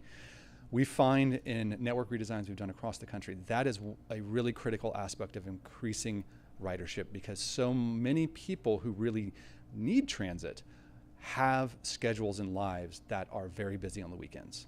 They work service jobs where they're busy on the weekends. They need that service there. They need that frequency there on the weekends. And so just one example, when we redesigned the Houston network, we saw in the first year a 20% increase in ridership on the weekend as a result of flattening schedules across the week so that it was much more consistent 7 days a week. So quick comparison, the very, very high level here of these two maps side by side. You cannot see much detail at this regional level, but a very important note, if you haven't already been had this knocked into your head through this whole process, the color coding is critical to understanding the usefulness of routes on these maps. The map on the left, the existing network, the baseline network, fall of 2023 for comparison purposes, and on the right, the final refined next-gen bus network. Red lines mean service every 15 minutes or better. Purple lines mean service every 20. Blue lines every 30. Lighter blue lines every 40. Green lines every 60. And then the tan zones you see on the next-gen network map are the on-demand zones. Tan lines that you may see here and there are very limited services, peak-only type services, for example. Big difference you see between these two maps at the very high level is how many more red lines you have. You also see there are generally fewer lines, and that is part of that shift from coverage orientation to ridership orientation in the network. Really quick overview, existing network, you have 113 fixed routes. Only 5 corridors have frequent service today, 15 minutes or better. 9 additional routes have service every 20 minutes or better, and you have 5 peak-only routes, and there are no on-demand zones in your current network. There we go. The refined final next-gen bus network that we're bringing to you has 81 fixed routes, fewer routes. I would emphasize critically, sometimes that means 2 routes became 1, not that you're completely losing dozens and dozens of routes. It's sometimes a matter of consolidating 2 or 3 routes into 1. But we have frequent service now on 17 corridors, and a big increase over the 5 today. We've got 11 additional routes that run every 20 minutes most of the day. We have 12 on-demand zones, and we have much more consistent 7-day-a-week service across that network and across the system. Flatter frequencies with fewer routes where the service goes up just during rush hours. That's in part an efficiency matter. Putting a bus out for just 3 hours in the morning and 3 hours in the afternoon really creates inefficient schedules for your operators. And part of squeezing every bit of effectiveness we can out of this network is flattening those schedules consistently across the day. Now quickly, about what have we refined. This network looks a lot like the draft network. It probably looks very similar to the maps you've seen before. There are still, though, a lot of tweaks we've made across the system, across the whole service area in this network. These blue circles on this map highlight the more significant ones that have been made across the network. And you can see it is really scattered all across the region. These changes have been made primarily in response to public comment, but also careful and close coordination and work with talking to operators at the garages about, we've tested this, but are you absolutely sure we can make these turns? Do you feel comfortable, confident with these kinds of turnarounds?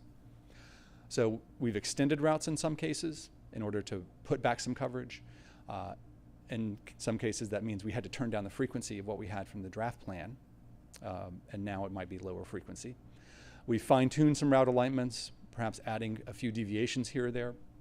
We've adjusted some on-demand zone boundaries in response to public comment, in response to hearing what we've seen from some folks who maybe were just on the outside edge of that boundary and have had a very significant need. We've introduced some additional routes and one new on-demand zone, and then we've also done a little bit of tweaking to the route numbering in a few places to make it a little clearer and simpler. So a few key adjustments. I'll note the Route 3, for example, on Martin Luther King in the draft network had ended at Ashby Station, and we have extended that to go all the way downtown to 5 points. Previously in the draft plan, it was every 20 minutes. In order to extend it, we've had to drop it to every 30 minutes. So that's an example of adding back coverage, but at the expense of having to reduce frequency a little bit. Similarly, the Route 10, which in the draft network ran from downtown through the Atlanta University Center to Westlake Station, was every 15 minutes in the draft network in order to respond to public comment about concerns about making sure there was fixed route service on Hollywood Road. We've turned that route down to 30 minutes, and we've extended it up to Hollywood Road and further into the northwest portions of the region. Another example of just an adjustment in order to provide a little more coverage from public comment at the expense of a little bit of a reduction in frequency. Slight tweak to the Route 49 to make sure we're getting directly to Emory Midtown Hospital. We've adjusted the 51 to go to H.E. Holmes Station. Previously, it had been a little bit shorter. We've added the 52 to Marietta as a new route in the network relative to the draft plan to Marietta Boulevard and Marietta Road, again, in response to public comment about some loss of coverage. And the 68, similarly, we've added back a shorter version of the 68 that's every hour on Beecher Road. Also extended the Route 104 to GSU Dunwoody in response to some needs in that community. And we've added a new on-demand zone in Candler Park, Kirkwood neighborhoods in response to concerns about the loss of the Route 2 service and the 24 services that were not in the draft plan. We've also made a couple of other adjustments to on-demand zone boundaries. We've adjusted frequencies that I've mentioned to accommodate some of these additions. And we did, by virtue of some other adjustments, find that we could create a small section of additional frequent service on Church Street north of Decatur by combining some schedules of 2 routes. So that's actually a nice improvement. So how does this network perform? Well, big picture, it performs very similarly to the draft network we showed you in key outcomes that we've talked to you about before, particularly the coverage of people and jobs and the number of jobs people can reach in a reasonable amount of time. The first couple of outcomes I want to talk about are what we call proximity outcomes or pure coverage outcomes. How many people are within 1/4 mile as a binary measure? Are you in or are you out? This measure is useful in a lot of ways, but it is also somewhat limited, because if you are 1 foot beyond that 1/4 mile boundary, we're saying you are not served, and we all know the reality is that's not quite true. Everyone has a different level of willingness to walk, and some people will walk farther. In particular, we know a lot of people will walk farther for more frequent service. So if we look at people served, similar to the draft network, we have a small increase in people served by about 6%, in part by our very thoughtful and strategic use of on-demand zones to cover more people. But we also, critically, you see big increases in people that are served by frequent, every 15-minute service. 74,000 more people overall served by 15-minute or better service, 190% increase over today, and a 54% increase in people served by 30-minute or better service, which is also a nice measure of the potential usefulness, because that's a drastic improvement over hourly or 40-minute service. We're, of course, always concerned about looking at equity outcomes, and on the proximity side, we look at, if we look just at minority populations, how are they served from the proximity measure? You see similar improvements, 175% increase in minority residents in the region near 15-minute or better service, and a 45% increase in minority residents near 30-minute or better service, and an overall increase in the total number served as well.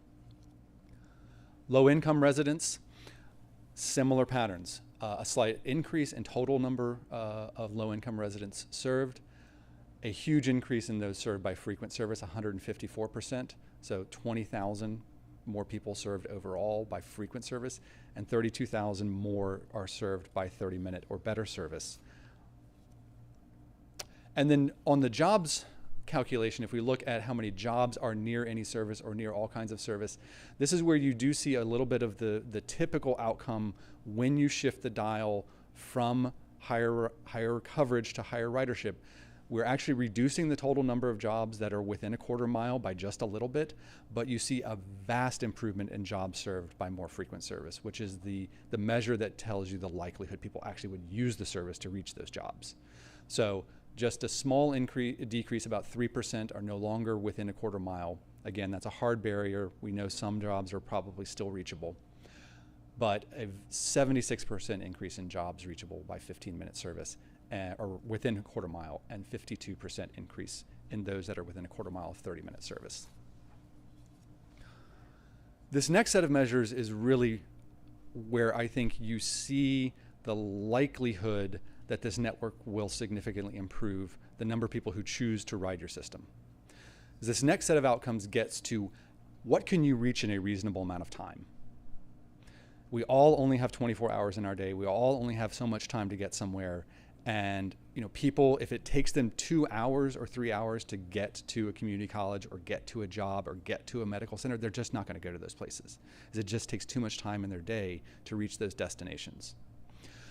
So this map is showing you the average change across the region for people in how many jobs could they reach in 60 minutes of travel time.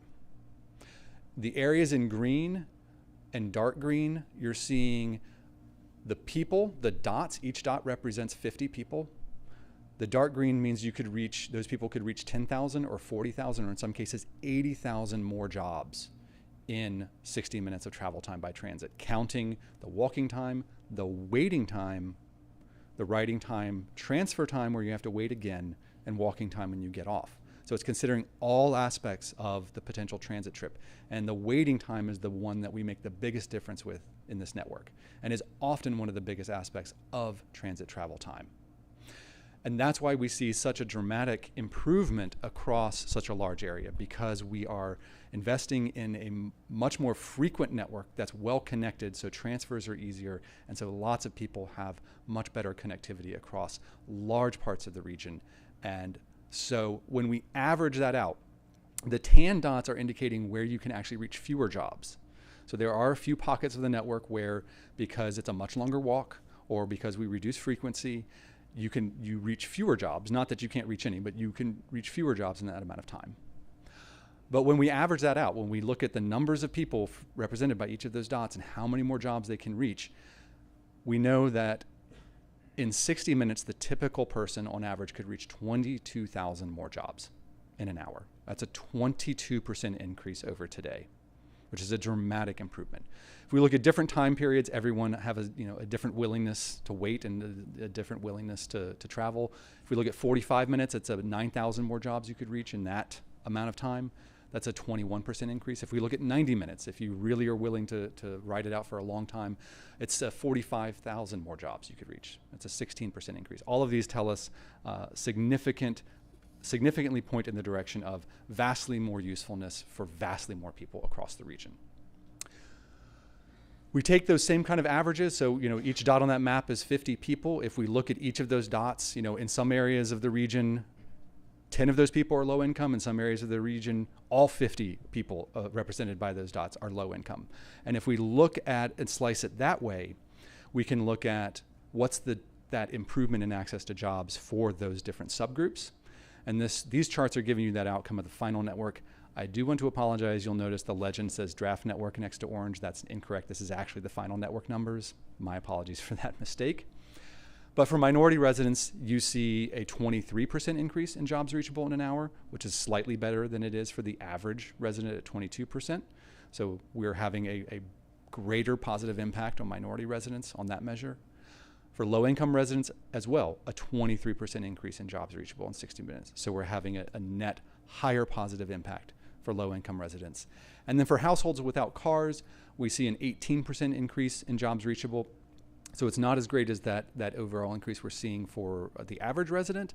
Part of the reason for that is so many people without cars already live close to transit, and so the increases are not as dramatic when we make these changes, but there's still a very, very positive increase for households without cars out of this network change.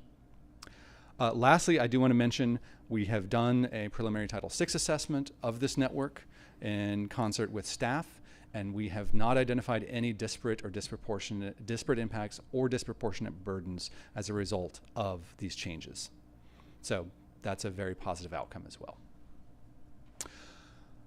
So jobs are an extremely useful way of looking, broadly at kind of all of the different things you could reach across the region. Jobs obviously represent opportunities for people to work, but they just represent all sorts of other destinations you want to go to. There's tons of jobs at hospitals and shopping centers and other things you might want to reach. So it's a good broad measure. But we did look more closely at important points of interest that people might want to reach, like colleges and universities. And on average, the typical resident could reach 21% more major educational centers with this network. We looked at grocery stores, full service grocery stores, and the average resident could reach 27% more grocery stores in a reasonable amount in 60 minutes of travel time. And hospitals, the average resident could reach 31% more hospitals, medical centers within 60 minutes of travel time. So we have significant positive gains on those access to opportunity measures as well with this network. And again, these outcomes are very similar to the draft outcome measures that we presented to you before. So lastly, I just want to note the other really valuable aspect of this entire process and this network that we hope you will approve and implement today is that it sets a new, strong foundation for growth and opportunity for your network over the long term. It's investing in high ridership service. It's also setting a structure that is well prepared for you to improve upon for the long term. That number 10 route I talked about that we had originally 15 minutes, that we've dropped back to 30 minutes in order to provide coverage, the structure and design of that route is such that you can easily turn that up to 15-minute service for the inner portion that would really benefit from better access to opportunity in the future. The restructurings that we've done across the 51 and the 1 all set you up for easy opportunities to turn those to 15-minute routes and 10-minute routes in the longer term, and then potentially BRT routes in the long term. And so it opens that door to really find opportunities and growth from that improvements in the foundation of the network for the long term. So with that, I think Ryan has a few more things to note. All right. Thank you, Scunner. So here we'll recap the road ahead from this point, which is just getting shorter and shorter, I think, every time we come back to you. So at this stage, we're here today to request board approval or the committee's approval to advance the resolution to the full board. If the board chooses to approve the draft network, the service modifications, the infrastructure improvements, Then we'll begin a period of extensive preparations for this network. And so that's kind of all across the authority, a number of people doing a lot of behind the scenes work and some very visible work, especially to educate our customers on what these changes would look like. So we'll be making sure that we have a robust public education campaign around the changes that will start in advance of the changes so that there are no surprises. That'll be a big part of the preparations. It won't just be internal work. And then, of course, targeting a launch in December of 2025 for this network. After the launch, we plan to constantly keep track of how it is doing. We'll be doing constant evaluations of it, looking for things that may need to be tweaked, that may not be working quite as we had hoped. We've heard from other agencies, you should always look for hiccups in the first year or so. So we are going to be tracking and watching for those things and looking also for other opportunities to make adjustments further into the future after that first year. So we'll be doing that throughout all of 2026 after the launch of the network. And with that, then, we'd like to request the committee's approval of a resolution authorizing the approval of the next-gen bus network, related service modifications, and infrastructure improvements. Thank you for your time this morning. All right. Thank you for all your work in this update. Is there a motion and a second on the resolution? See, it's been moved and seconded. With that, we'll go to comments and questions. Mr. Durrett, you're up first. Ryan, we're going to launch this the latter part of this year. When we launch it, will all the infrastructure be in place to support this new network of buses? I mean, the things we're going to do at all the stops and where the routes come together, that sort of thing? Or is that going to be something that will be continuing and we'll get it all done at a certain point in the future? Yeah, it will be something of a rolling process over the next 1 to 2 years. So there are definitely critical priority items that will need to happen in order to support that launch. So certain transfer points really need more help than others. And so we'll be working on those first. Things like bus stop signage and that kind of thing will be really critical to have in place before the launch. But there are some other things where the existing conditions will work for now as we get to those through the following year after the launch. Thank you. You know, similar to the conversation we had earlier about the renaming of the rail station before the World Cup gets here, do we anticipate that there are elements of this system that are more important to get out there as completely as possible prior to the summer of 26, and will that escalate those to a higher priority for the rollout? For this, I think we're looking to do this, the service side of it is an all-at-once launch. That's been the plan. And there's pros and cons to that, as well as doing a phased launch. All at once allows us to really roll everything out, put the whole network out there working together at once, and put all that frequency out as part of the first, and only kind of pass at it. My question really is about the infrastructure part. Certainly. As far as the timing for summer 2026, I'm not sure that we have a whole lot that's really involved in all of the events and World Cup and so on that's coming with 2026. A lot of those infrastructure improvements are actually kind of further away from downtown in parts of the system where maybe there's not as much pedestrian investment and interest or past investment in roadside conditions. All right, thank you. Chair Ide. Yes, thank you, Mr. Van Sickle, and I know this has been a labor of love for many years. Some of us had an opportunity to oversee some of these public hearings. There is an 1 hour and 22-minute video. If anybody would like to see the route by route changes to that, and I just did want to say that it was presented in great detail at the public hearings for the changes to each and every service line out there, which was great for the people whose lines were impacted. Can you tell us a little bit more about how the on-demand zones will work to the extent that we know today? Certainly. So the on-demand service, we've said pretty broadly this is a new service for MARTA, and that is going to be true. It'll be a new part of our service portfolio. But it is very related to the MARTA Reach pilot of about 2 years ago, for those of you who remember that. Essentially, you'll be able to hail a MARTA vehicle using your smartphone. You'll also be able to use a traditional phone call. We don't want to exclude anybody through technology. And that vehicle will operate within a defined zone, those tan areas on the maps that we showed earlier. They'll basically come close to you There's still a few things to work out as far as exactly how close, whether it'll come to your driveway or just a close, maybe the nearest intersection. But it will come close to you to pick you up, and it will take you to another point within that zone generally. There are kind of two purposes for the on-demand. One is neighborhood travel, so it'll be good for getting you around within the zone where you live or where you work. But it will also connect you to other MARTA services. And so those on-demand services generally connect to another frequent transit route, one of the things running every 15 minutes or better, a rail station where you have frequent rail service and usually a collection of other bus routes, or a significant transfer point, one of the ones that we've designed into the network where you have a number of options for where you can go from there. And there are a few zones that will actually offer an out-of-zone connection. So maybe Lakewood Fort McPherson Station is just a little bit further than what the edge of the zone boundary has been drawn. We'll take you across to Lakewood and get you plugged into the train. So that's generally what it will do. Each of these zones will operate about 18 hours a day because they are in a lot of cases replacing some low productivity or low ridership fixed route service. We're offering a comparable span of service for the hours of operation. And we're anticipating, we really designed these zones so that the pickup would occur from when you call or use your app in 30 minutes or less. So it does allow you to have some spontaneity in your travel. And what kind of vehicles will be used? So it'll be a smaller vehicle, probably than our mobility vehicles, a multi-passenger van. Everything will be ADA compliant as well. So it will be something that can carry passengers in wheelchairs or with other mobility devices. Okay, great. So I think I understand this. It would, take, for example, the Candler Park zone. I would both be able to call from be picked up somewhere near my home in Candler Park and, for example, maybe be taken to the Fernbank Science Museum. Exactly. But I also, if I needed to go somewhere outside of the zone, could be taken to the Candler Park rail station. Exactly. Okay, awesome. I don't know if you're going to be the right person for this question.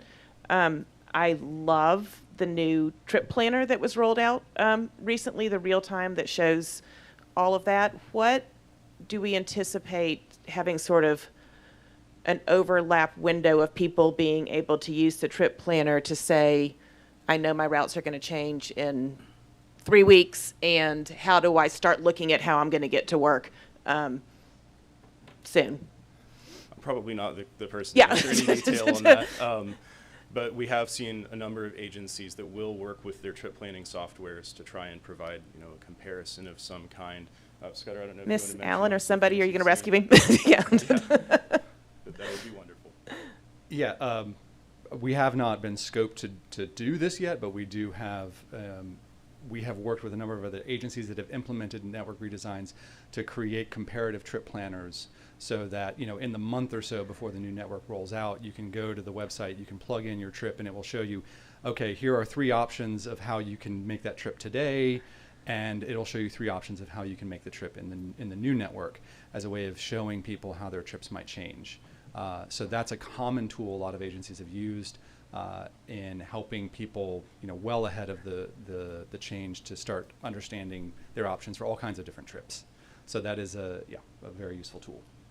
Okay, that's great. If people have not used that new trip planner, it is amazing. It has the real-time bus and rail on there, and you can say how you want to get to your MARTA pickup, if you want to ride your bike, if you want to walk, whatever. So it's great, and I do think that would be wonderful if we had a transition period where you could start to see ahead. We do have that, and we have plans for that in place. I think I see Chief Allen vehemently acknowledging that we've got that on lock, so thank you. Yep. All right, thank you. All right, thank you. Next, we have Ms. Pollock. Thanks. First, just thank you to the whole team for all of this work. I know y'all have been at it for a long time, and I think this is really transformational and important, and it's going to set us up for a great future. So I'm really excited, and I also really appreciate y'all integrating the lists of changes that you've made since the last draft network and following feedback. I do wish that the public had had an opportunity to see that before we were here, but broadly I appreciate that that has been tracked and that changes have been made, and we're listening to the public. I have a series of questions. Most of them, I'm trying to emulate Jacob today. Most of them are really about the on-demand service. I guess the first is sort of, I think at the public hearing that I attended, there was the comments really mostly were around that on-demand and better understanding what it meant and how we would advertise it. So just, can you add some color to what the plans are around sharing that specific element with the public, maybe beyond the trip planner? Certainly, and that is a theme that I think we heard in the public hearings, and also something we addressed and heard from people as we did our public meetings in the phase before, was just a general wish for more detail on on-demand. I think as we move forward with some of the procurements and other related things with on-demand, we'll be able to be in a position to provide a lot more specifics. We've tried to share generally how it works. We've called back to REACH, but that's definitely something that I think we'll be able to explain as we get into the public education phase of it. Now we do have the zones, we have the hours of operation proposed for each one, and then soon we'll be able to explain in a lot more detail exactly how you would use an app to call the ride, or exactly the model of the vehicle used in those specifics. And is this, I know, acknowledging we haven't finished the procurement yet, is there a target in terms of cost per rider that we're anticipating this on-demand service being, or is that something we'll figure out down the line? It's something to be figured out. We do expect that it will be less expensive on a per hour basis than fixed route. I mean, the vehicle operation has different operational characteristics. Okay. There are different licensing requirements for operators and so on like that, but there is still some discussion to be done about the details that'll help us pin down that number. Okay, and then similarly, are we anticipating there being specific KPIs for that on-demand service? Yeah, we do. We expect to incorporate those so that we can evaluate that new mode just like we evaluate our other modes. Great. And then that service, is the plan to roll it out at the exact same time, coincide it with the changes in the fixed route? So I'm shaking my head to acknowledge the question, but no, we're actually planning to launch it early. Okay. One of the things, because this is going to be a big adjustment, especially for fixed route users who may be in an on-demand zone, and in some cases they'll just be using on-demand instead, or they'll have a choice between walking to another route or having on-demand get them closer. We want to provide people with a transitional period. So we'd like to launch it at least a month in advance so that people can get the app, learn how to use the app, try it out before the fixed route changes, and so that they have a transitional period to learn. Great, that's the answer I was hoping for. Couple of other questions. I know you mentioned Kananya mentioned the street improvements. Are those being funded and implemented by MARTA or partner agencies? So it's a mix of both. We are looking for partnership opportunities and are pursuing some of those now, especially because we don't own the right-of-way. But some of those improvements would be funded by MARTA, especially where they are perhaps at a facility that we own or that we use. And in some cases, kind of in the spirit of other similar MARTA projects like the amenities or safe routes to transit, then some of it is just an investment in trying to make it safer to operate the system and safer for people to get to it. Awesome. Okay, last question, I'm pretty sure. In terms of the great maps y'all are showing, are there breakdowns available by jurisdiction that we can share back with our elected officials? Yes, there are. Okay. So on the website now, if you go to one of the more information tabs, then we have the full system maps, we have an interactive viewer and all of those things, but we do also have maps that break it down by area. So under DeKalb County, you can share north, central, south DeKalb, North Fulton, Atlanta, and so on. Great, thank you. We do have those available. Thank you so much for your hard work on this. Sure, thank you. All right, thank you. Ms. Williamson. So I echo the board's comments regarding the hard work. I mean, it's been incredible. This is a great presentation. I do have a question, though, related to the flexibility of this plan as it relates to population shifts that are anticipated, ridership changes, and even land use. How flexible is the plan as it relates to those items? Sure. There's a certain amount of that we tried to bake into the plan, and that was through that. Scudder mentioned we had an extensive set of workshops to develop the drafts of this plan, and that included folks from our local governments and partner transportation agencies. You'll see things like on the maps it indicates, how we would serve the Lula Hills redevelopment at North DeKalb Mall. Things of that nature are already in it, but we also know that the region doesn't stay frozen as we move forward. And so after this launches, we will be evaluating during that first year, really looking for tweaks has been the plan. But we'll also continue to evaluate and look for larger changes that we might need to make as well. And so it'll kind of go back into a rolling process where we're looking at what route changes are needed based on requests, on land use, and things of that nature. So it won't be this is a big reset, I would say, but it won't be frozen after we implement it. And one last question, I guess, and this is maybe part of what Mr. Durrett was asking as it related to infrastructure. How does this align with like BRT lines? For example, in Clayton County, as I was looking at the comparison of the maps, I'm thinking about the South Lake BRT, the 54 corridor. How does this plan align with that, and did it take that into account also?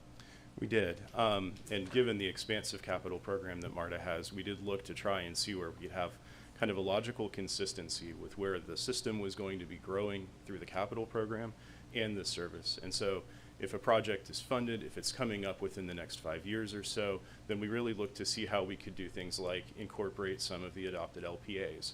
For example, if you look at the map, you'll see the Cleveland Avenue and Summerhill routes are very similar to what the ART routes will be. That's hopefully a build to try, with the improved frequencies here, help build into the deployment of those ART lines with higher ridership. So we did look for opportunities to align with the future program or future projects. Thank you. All right, thank you. Ms. Scott. Yes, a couple questions. First of all, thank you as well for all of the hard and great work. I've attended many of the public meetings, so I understand the challenges that you've had or that the team has had. First of all, whenever you receive feedback, verbal or written, and also the last meeting on last week, I know there was also a court reporter. Mm-hmm. Who and what team listens to the feedback and the comments? So all of the comments and the feedback that we received, including everything verbally addressed in those public hearings, has been transcribed and put into a database that's accessible to our planning and external affairs teams. So we have reviewed those comments from the earlier part of the process with the draft network engagement, and that was really foundational to figuring out what kind of refinements we should look at. But for the public hearings last week, then all of that's been transcribed and made available to us for review. So not only are the comments made, but someone's actually considering and reevaluating the work that has been proposed based upon comments, correct? Yes, ma'am. It was mentioned that there was a petition for Route 30, and Route 30 actually starts here at Lindbergh. I attended one of the public hearings in which it was much concern about the modification of Route 30, so I'm not surprised there was a petition. How did that petition affect any changes or proposed modification for Route 30? Certainly. So we did take another look at Route 30. That's probably one of the most commented upon routes that did not change in the refinement period. But we did want to make sure that we were addressing the needs of that route. And so we did a close look at the ridership at the stop level. What we found is that about 94% of the boardings on that route are at key activity centers along the way that are served on other routes of the network. And with that route in particular, it's one of our lower productivity routes.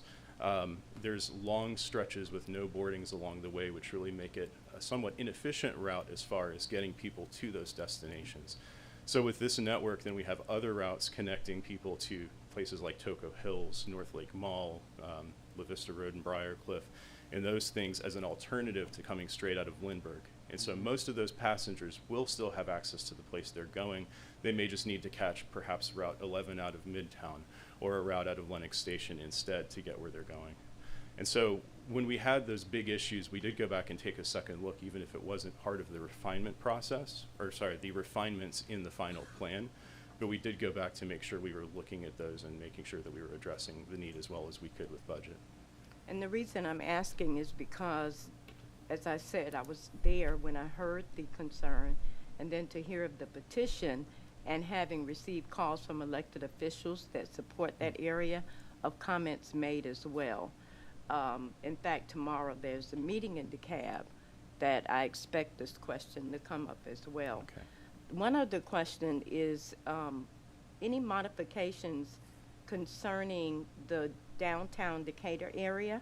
It's one of the very small areas that have approximately 7 senior living facilities between Decatur Square and East Ponce de Leon, with a total of at least 2,400 seniors living in those 7 locations. One recently opened about 3 years ago prior to the starting of this network redesign. Have we looked at those figures also to determine how important it is for whether to modify or what process and modification we should take for that area? Certainly, and that a lot of that kind of data was what went into those workshops. And actually Decatur is a great example of this. As a result of those workshops, what we determined was that a lot of routes currently come in and terminate at Avondale Station, just one stop east of Decatur. And a lot of routes also, important routes, come in and terminate at Decatur. Currently, a lot of people are kind of forced into getting off of one bus, taking the blue line one stop to the east, maybe a 30-second, 45-second ride, and then waiting for another transfer to another bus to continue their travel. So in Decatur, we've really woven the routes at those 2 stations together in a loop, and that also supplements some frequent services on Claremont Road, where I know we have some of those senior living communities, and also Church Street, so that we have a really powerful connection that we think eliminates at least 1 and maybe sometimes 2 transfers for people. Thank you. That's going to be very important in every public meeting, especially in the Decatur area. Certainly. All right, thank you. Next, we'll go to Mr. Frierson. Yes, thank you, Ryan. Appreciate this. We have, myself and Mr. Scott, we've been in some of the public meetings and we've heard some of the comments. And we really tried to encourage the public to come out and be involved in this part, because we know in the end, after we've done all these changes, there'll be a lot of people who may not be aware of this. And we just want to know we are really trying to do our best to reach them and have them have input, okay? So that's very important.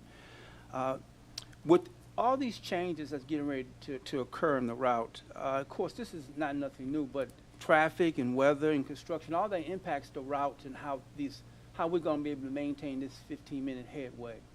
Are we using AI to help us with managing that, or how is that done in this space where you've got this operations center that looks at all these changes? Yeah, I wouldn't say AI. I don't know that I could speak to the specifics of the operational side. Right. And Scudder, if I'm missing something, please feel free to join me up here. But a lot of the a lot of the processes that went into this are, sophisticated mapping analysis work, but it wouldn't say it was AI. It took a lot of people to make all of that work, and a lot of this process relies on people's knowledge too, that AI may not be able to collect and give to us. But on the operational side, I'm not sure I have an answer for you. Okay, and I understand that. I just wanted to put that out there because I know that you're putting in a wonderful system that's going to be able to reach a lot of residents. But the question is how it gets managed as things change throughout this. People's expectations will be 15-minute headways, right? Yeah. And when that doesn't happen, we have to have a way of making sure that we can do the best we can with delivering that. And I'm sure I can take a shot at that. Okay, Yeah, if it were a BRT or a bus rapid transit system that we're talking about here, then we would have those physical implementations that save the lane for us, basically. Mm-hmm. But what this team has ably done is provided the resources in a near net neutral way to put enough resources on the line so that we can schedule continuous service. I think Ryan's right. We couldn't make any promises about the road conditions on a given day, right. Construction, accidents, things like that. But with that service scheduled and provided, then we'll still be better able to rebound from something like that. Mm-hmm. Okay, great. Thank you. I appreciate that. Thank you, Ryan. Thank you, colleague. All right, and finally we'll go to Ms. Jones. Again, Ryan, great work on this. I'd also like to acknowledge not just your work, but I'd like to acknowledge someone in the audience, Erica Pines. She has been on this project for 5 years, since the start of this project with Heller Alladef, and so she has a historical and institutional knowledge that I'm sure that's been helpful throughout this process. With that being said, what will the process be for any design modifications based on feedback after rider use? Certainly. So I think it would look a lot like what happens after we launch. It'll kind of shift into probably a more familiar rhythm. We'll be evaluating data for on-time performance and ridership. We'll be trying to track changes in land use and other projects that are happening. And with that, then we'll develop and kind of through our markup cycle, and I think We've had several markups in the last year or two where we've made some slight adjustments to routes, particularly in Clayton County, where we'll develop proposed changes, work within the authority to develop those in schedules, and then present them to the board for consideration. And so that happens on a three times per year basis. About every 4 months we have a new markup. And so we would be rolling changes and adjustments to these routes into that process. So at some point that will kind of settle back into a familiar rhythm after we go through all the excitement of the launch in that first period. Okay. Thank you. And then second question, earlier there was talk about increase in weekend ridership due to some of the efficiencies, one-seat riding, et cetera. But there's going to remain some transfers needed. So how are we ensuring that these lines remain efficient on the weekends and minimize long transfer waits? Certainly. I think the first part of it, again, Scudder, if I'm missing something, feel free to jump up, but the first part is going to be reduced waits across the system because we're operating very consistent headways between our weekday and our weekend service with this network. So just like people on Wednesday will have a shorter wait during midday when they might be going to lunch or going to the store, people on Saturday and Sunday will experience about the same headways through much of the system. With the increased frequencies, then it's shorter waits for those who do have to make bus-to-bus transfers. And there are some of the places we mentioned, strategic locations where we're trying to design time transfers or pulse transfers where buses come together at the same time, actually meet so that people can hop off of one bus and ride onto the next one. The goal is that it should already be there for them. And then all those buses will depart again about the same time. The transfer locations that we mentioned in the infrastructure section will also provide better pedestrian conditions at those key points throughout the network where they're not going to be happening at stations.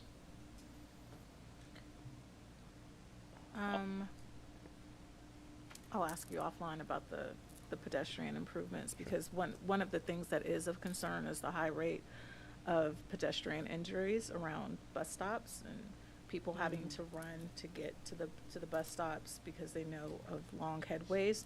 This theoretically should help reduce that because the headways are shorter, but any sort of infrastructure development around the bus stops or the stations or the transit hubs will be helpful so that people aren't taking those risks. And so then one last thing, will priority locations for bus-only lanes be shared with jurisdictions? So for this project, we haven't planned any bus-only lanes. We have been and will continue to coordinate with the jurisdictions on the other infrastructure improvements, but we are not rolling bus-only lanes out as part of this project. So then maybe back to the BRT question. Some questions have, before this have been, how will the bus network redesign and BRT, how will they align? So how is that happening? Sure. So this is kind of an incremental step towards BRT, which is going to be a much larger investment. But things like I mentioned, Cleveland and Metropolitan, where we're going ahead and bringing in some of the future ART alignments into the network in local form here for now. Those will have an increased frequency. A couple other ones to mention would be even along Clifton Road, even though I know the Clifton Road, the Clifton Corridor BRT has a very different kind of feature than the local bus service to Emory. We're still providing a significant increase in frequency through the Clifton Corridor and making connections to points beyond that we feel align with that future investment. So even if we're not able to replicate the infrastructure that's going to be coming, we want these increased frequencies to help build ridership in those corridors before the full BRTs are rolled out in the future. Okay, thank you. All right, thank you very much. Next up, I have Ms. Scott and then Mr. Durrett, and then I'd like to call the question. So Ms. Scott first. I'm taking my lead from you. Yeah, it is very ironic for me to say I'm going to call the question. On page 19, the updates regarding, and I know it's absolutely necessary, the bus signs and the amenities.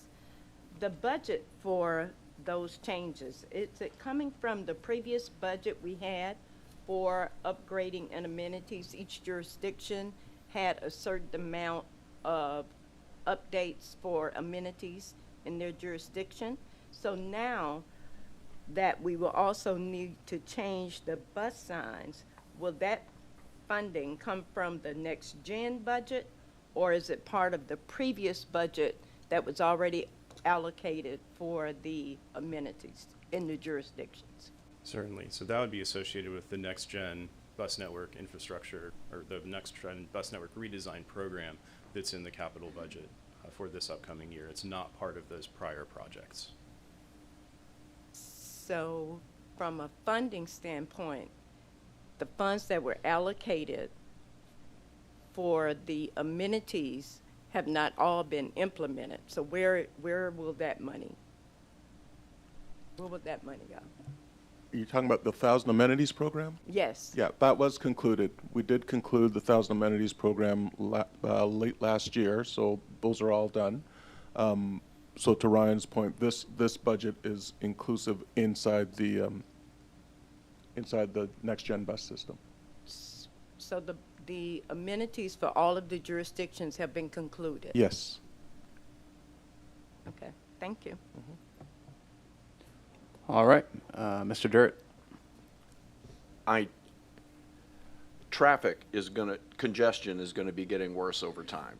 I don't think there's any avoiding that. And so I want to make sure that we are thoughtful about that as we're talking about frequency of service and pulsing, to have buses meeting at the same time when, you know, you can't manage people crashing cars and all that kind of stuff. So I can understand pulsing and in the rail system when you can plan a little bit better for when things are going to arrive. But this is something that I think it'll be interesting to watch to see how successful we are at doing that pulsing transfer of the buses. I just wanted to make that point. All right. Well, I'll just make one quick comment. Just in case anybody's on the fence, I think folks are very much in support of this, but we've added 3 Atlantas to Atlanta since we last designed our bus system. In 1970, there were 1.3 million people in Metro Atlanta. There's more than 6 million today. If you bought a house in 1970 and all you did was paint the walls until now, and you tripled your family size, I think you'd say we got to do some renovations. And I think awesome work here. This is a very, very large renovation. I love the framing that this gives us a foundation, and we'll go forward. And then the only other thing I'd say there is after we put that foundation down, that is change, and there will be a lot of people who will not be happy with that change, and ridership will probably go down a little bit before it goes up because change is hard and people will change patterns and all of it. So, you know, I look forward to us voting on this. I also look forward to us, you know, watching this, and it'll, you know, it's going to be great over the long term, but we'll probably, you know, have quite a bit of pushback, and the folks who are new riders and super excited are probably a lot more quiet. So I look forward to where this goes. With that, please vote.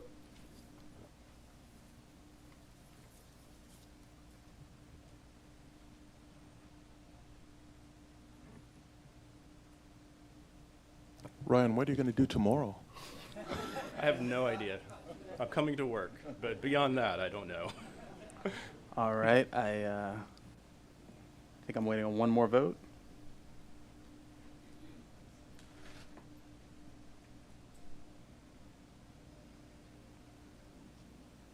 Ms. Scott, I don't see. Oh, there we go. All right.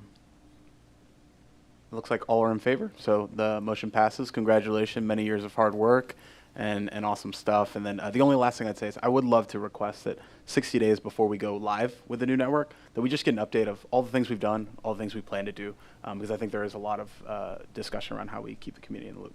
Thank you. Perfect. Thank you. All right, let's continue on the agenda. Agenda item 4, briefing on I-285 Express Lanes Transit Study Update. We have Mr. Harris, Project Manager, providing that update. All right, thank you to Mr. Agave, colleague Greenwood, and Larry Prescott, and all the other members of the committee. Today, we just want to give a brief update on the I-285 Express Lanes Transit Study project. Many of you are very familiar with the project. So some of this may sound like duplicative information that you've already been aware of, but essentially GDOT, they own the lanes, they own the project, and what we want to do is utilize the infrastructure that they're putting in place and utilize those express lanes to provide a transit experience. As of right now, they have procured the east phase of the project, and that is from North Side Drive to Henderson Road, and that east phase is only in westbound direction. So we're waiting just to see when they're going to procure the eastbound direction as well. And so that kind of has its implications of when we actually can administer any type of transit supportive service at that moment in time. But we have been working closely with them, providing them details and information. Larry Prescott has been very helpful throughout the process as well on his end. All right. Our I-285 Express Lanes Transit Study goals. So we want to make sure that, again, from H.E. Holmes Station to Indian Creek Station, we have 2 TOD locations at that area. We want to be able to maximize that entire corridor, that top end 285, top end 285, to make sure that we leverage all the people that we can provide transit supportive access to. Also, we want to seek funding opportunities. That way, as we start to sort out all the series of solutions that we come up with, we want to make sure we can accomplish that goal in the most financial, fiscal way that we can possibly do so. One second. There we go.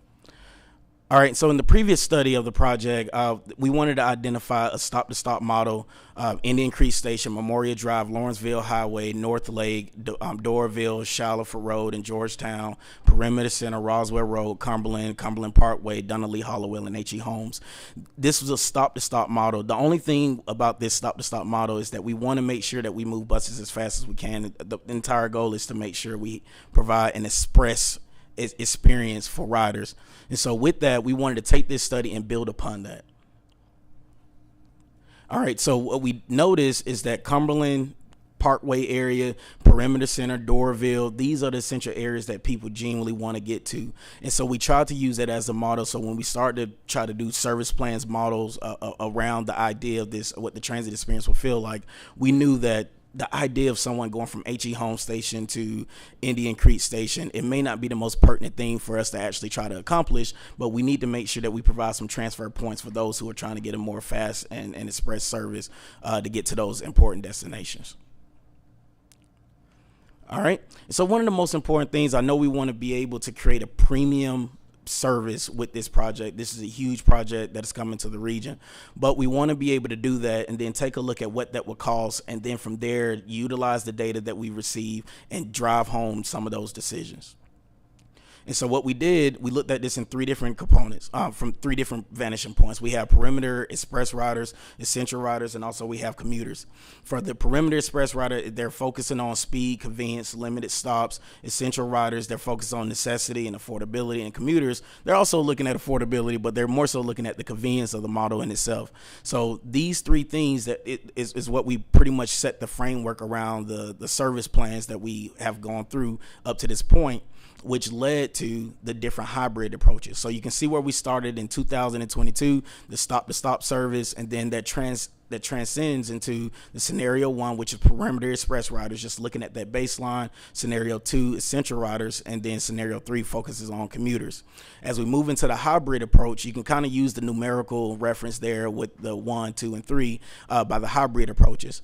So hybrid 1 focuses more heavily on the perimeter express riders. Hybrid 2 focuses a little bit more heavily on the essential riders. Hybrid 3 focuses more heavily on the commuter riders. And with that, we started to go through these iterations of what service would look like and feel like. And so our goal is to ultimately reach a preferred alternative that we hope that we'll reach sooner than later. And so just as an example, you see the hybrid alternative 3. And this is just a spaghetti of routes, and I know it's pretty colorful, but the goal is just to kind of give you a look and a feel of what service will look and feel like as we're trying to give people access to different points along the I-285 top end corridor. In this particular iteration, we want to maximize 1-seat trips, maintain routes from previous hybrids. We're looking at sensitivity around those adjustments, and also looking at station validation. And we had a new route that was actually not necessarily included in hybrid alternative 1 or 2. And that's a route from Kensington Station. All right, with that, again, just emphasizing on the baseline of the project. We tried to use that as a guide because we wanted to build upon the knowledge that was gained there. And so we can just see, just looking at demand just for a sample size. So the boardings from the baseline will be 5,733. And as we start to see, as we start to scale down to the different hybrid alternatives, you see where we start to gain even more ridership. And right now, just based on boardings, we see that hybrid alternative 1, we gained 13,547. But of course, this is a thorough analysis. So we're looking at demand, accessibility for people, accessibility to jobs. And so I always like to look at it from a bus network redesign approach. Our goal is not necessarily just lean in one direction, but our goal is to try to find that hybrid between all three components and figure out how could we find this, what would be the conclusion of the service that would be most beneficial to all the ones that need the service the most. All right, proposed infrastructure improvements. This is one of my favorite slides, but because it breaks down exactly what we want to see just from our introductory space right now where we are with the project. But the tier 1 improvements is symboled with a square, the blue square there. But we want to focus on queue jumps, pier location, station location, signal, and operational improvements. Right now, that's at the perimeter center, Roswell Road area. In addition, we are looking at tier 2 improvements, dedicated bus lanes, enhanced stops, queue jumps, bridge wideness, all those other infrastructure adjustments, and that will be at HE Home Station and Dunley Hollowell. And then we have the both tier 1 and 2 improvements, and that's Indian Creek Station, North Lake, Doraville, Perimeter Center, and also Cumberland Parkway, Cumberland Boulevard area. All right. So what can we expect towards cost? I would say take this slide with a grain of salt. It's a lot of things that we have to sort through up to date, but this is our latest and greatest cost estimate. Right now for roadway infrastructure and stops construction costs, we're looking at between 250 and 400 million. I wish it was 400,000. 400 million in 2025 dollars. Some of the 14 proposed routes could be implemented with minimal infrastructure. And what this essentially means is that there are ongoing projects that we, like for instance, we have Doraville, they have a plant development that is going on. So we can leverage off some of that work that they're doing. Maybe it wouldn't take as much on our end to actually implement some of the ideas that we're trying to put forth. In addition, we're looking at investment. The investment can be staged to meet potential funding. So we want to, again, scale the project to meet the funding needs and the demand. We, just for an example, looking at Longmire Way, depending on the alignment that GDOT has set forth, there may be some implications of how we have to reroute buses to best accommodate the roadway supportive direction. And I guess just looking at all of that, moving over to the operational costs as a whole, we assume that the cost in 2035 would be $44 million. I think the important thing to note here, the reason why we say 2035 is not because the project will be completed in 2035, but the major takeaway is that we assume that based on GDOT's procurement schedule, we will be able to provide some level of service by 2035, and that will be that $44 million in operating costs. Now, the overall associated costs, we're looking at about 100 million plus or minus. We're still working through these numbers, but as of right now, this is what we see based on the 14 proposed service routes. By the time it's all said and done, we're looking at 114 vehicles that will be required to operate the 14 routes, and the potential impacts to maintenance facilities has not been considered at this time. As far as engagement, we've had public information meetings. We received 1,180 comments back on our survey that we administered. We had 15 community pop-up events, 12 stakeholder interviews, and also we've consistently met with our CIDs and our other local partners throughout the project. So thank you for all the participants thus far on that. As of late, we had our public information meetings. That was May 6th, May 7th, and May 8th at Dunwoody City Hall, C.T. Martin, right off of I-20, and also Clarkston Community Center.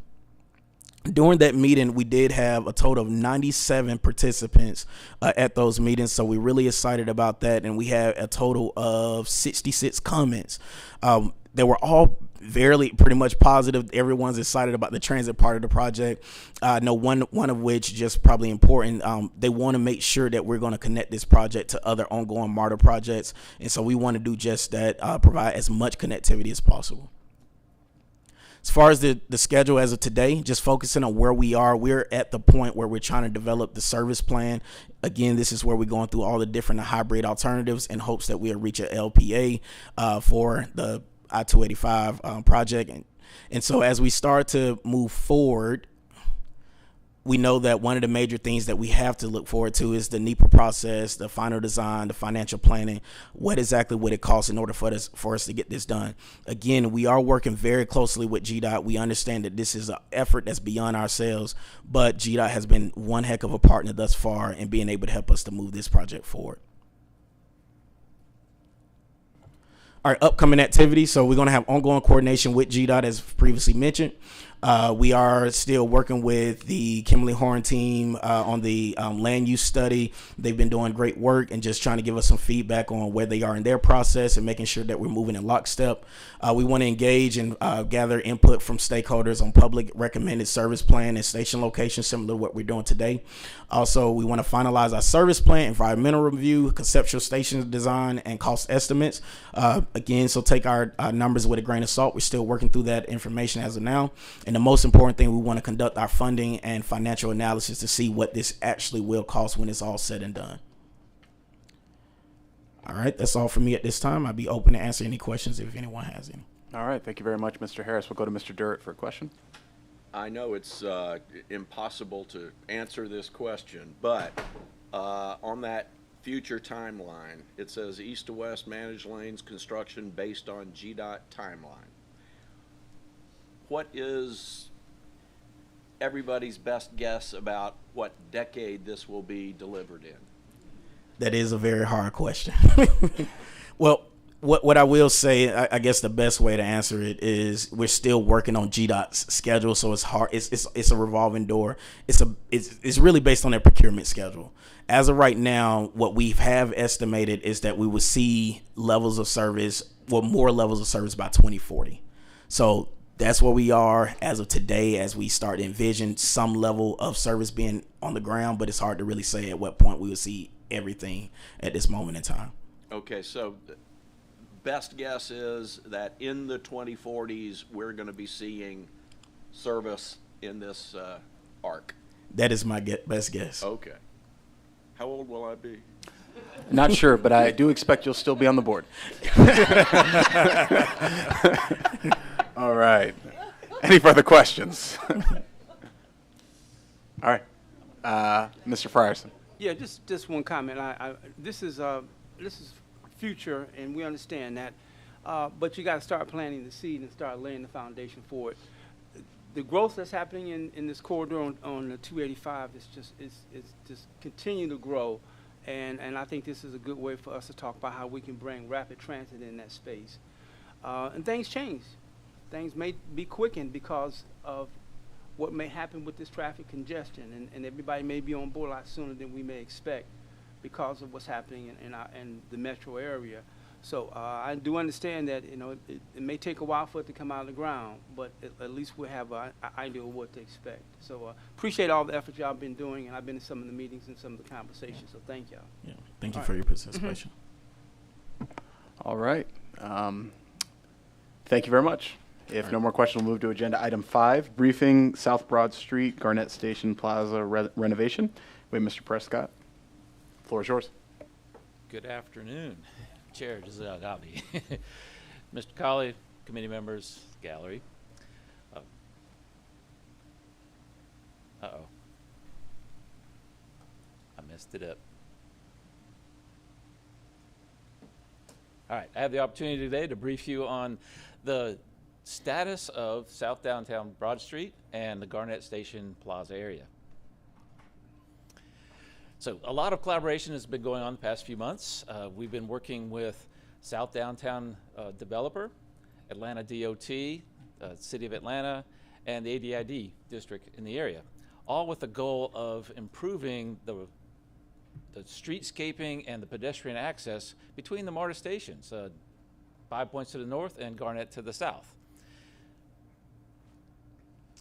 So upper map there shows that the South Down Improvement District is strategically located between two MARTA stations, as well as other areas of interest in the area. So we've been working with SODO. They have been taking the lead on the design of the corridor.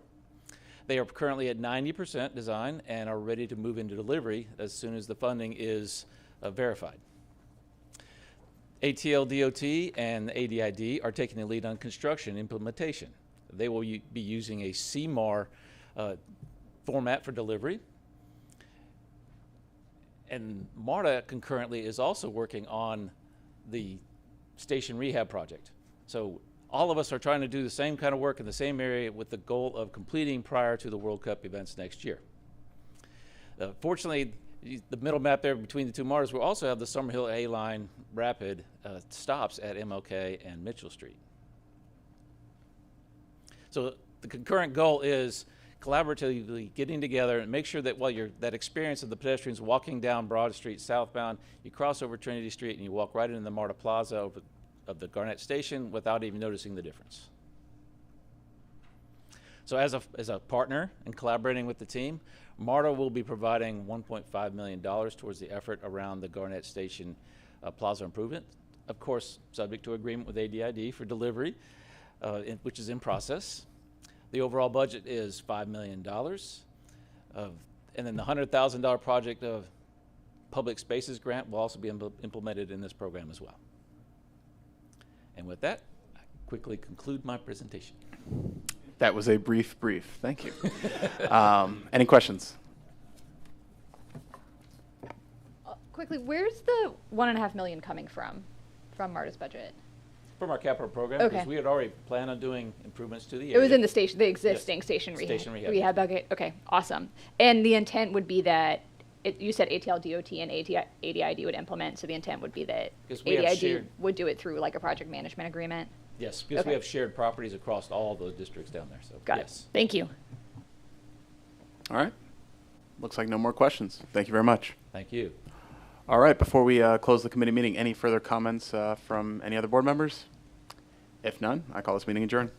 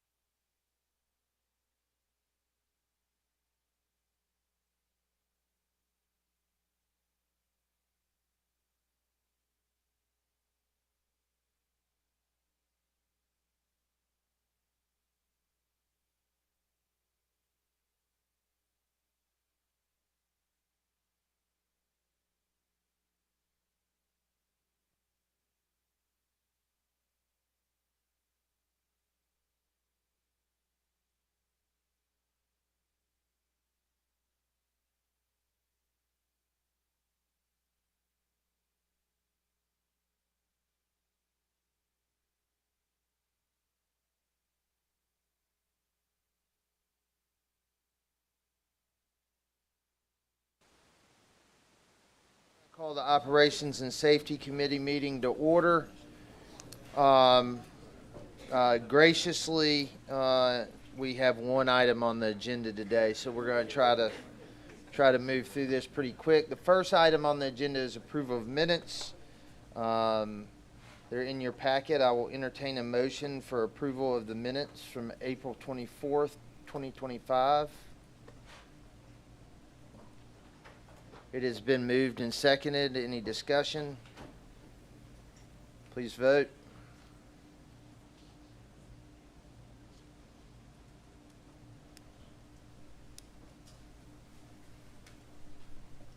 I think that passes, right?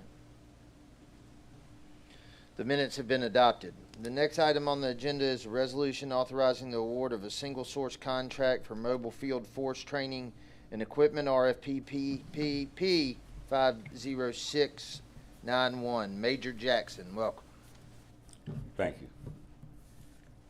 Good afternoon, Chairman Worthy, Vice Chair Scott, Mr. Greenwood, Mr. Wright, and members of the Operations and Safety Committee. My name is Frederico Jackson, and I'm the Major of Special Operations. May I direct your attention to agenda item number 2. This is a request for resolution authorizing the award of a single source contract for mobile field force training and equipment, single source number RFPP P50691.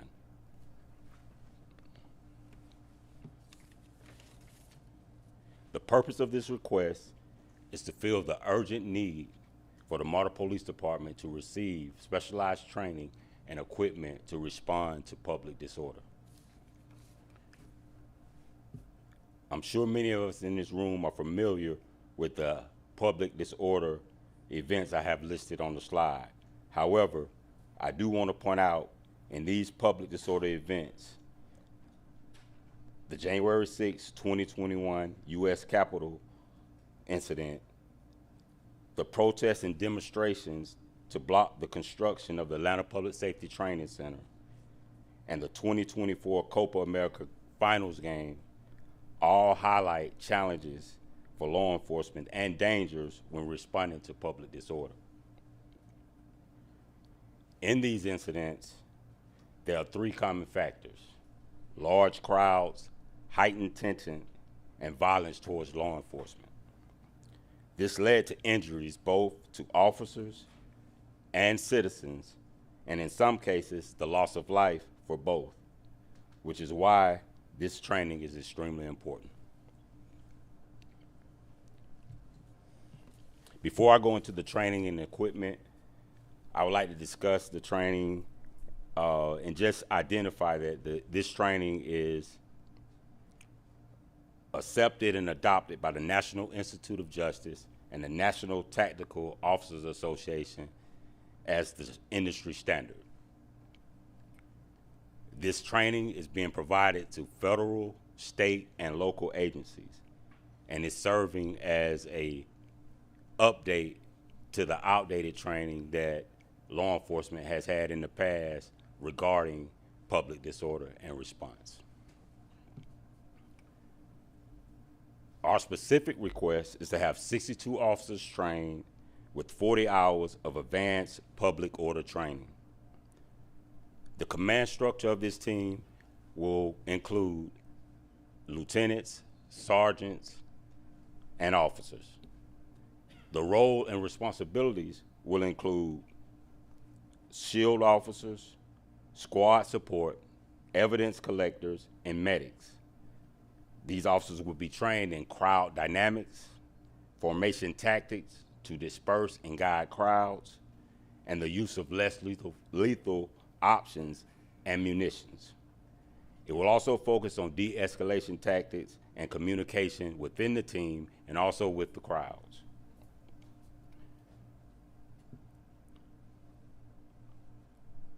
Our equipment, I want to spend some time on the equipment as well. The equipment, we are requesting a core equipment package that includes fire and chemical resistant items, and that's primarily because in recent incidents of public disorder, there have been fire hazards and other chemicals thrown at officers. So that equipment is very important. In that package also, you will have helmets with a headset, and that's used to coordinate team movements during public disorder. They will also have gas masks, shin and limb guard protectors, riot boots, a compact fire extinguisher, and a soft body uniform. All equipment will be kept in a orderly fashion so that we can retain the equipment for a couple of years or longer. The benefits. The benefits to the authority is that it will provide an elite crowd control tool for our agency. It will also enhance the safety on the rail system to include the protection of MARTA patrons and employees during civil unrest. It will also protect MARTA's infrastructure. It will also protect or deter unruly, riotous behavior on the system. It will also provide a coordination and discipline component that will, because the officers are trained in a high-stress environment, they will be extremely confident in civil unrest incidents. They will learn to move as a team, and they will work within the guidelines of a legal framework to reduce liability. It will also prepare us for unpredictable situations, such as the ones listed in this presentation. And most importantly, it will align with our priorities to provide a safe, clean, and reliable system. The cost of this training is slightly over $244,000. The equipment has a lifespan of 10 years with storage, with the proper storage. Officers will receive quarterly training to maintain proficiency, and we will also replenish the team as officers retire, move out, go to another agency. We will do in-house training, train the trainer to ensure that we keep a fully staffed 62-man team. In summary, this request will provide MARTA Police with the capability to respond, mitigate, and recover from civil unrest.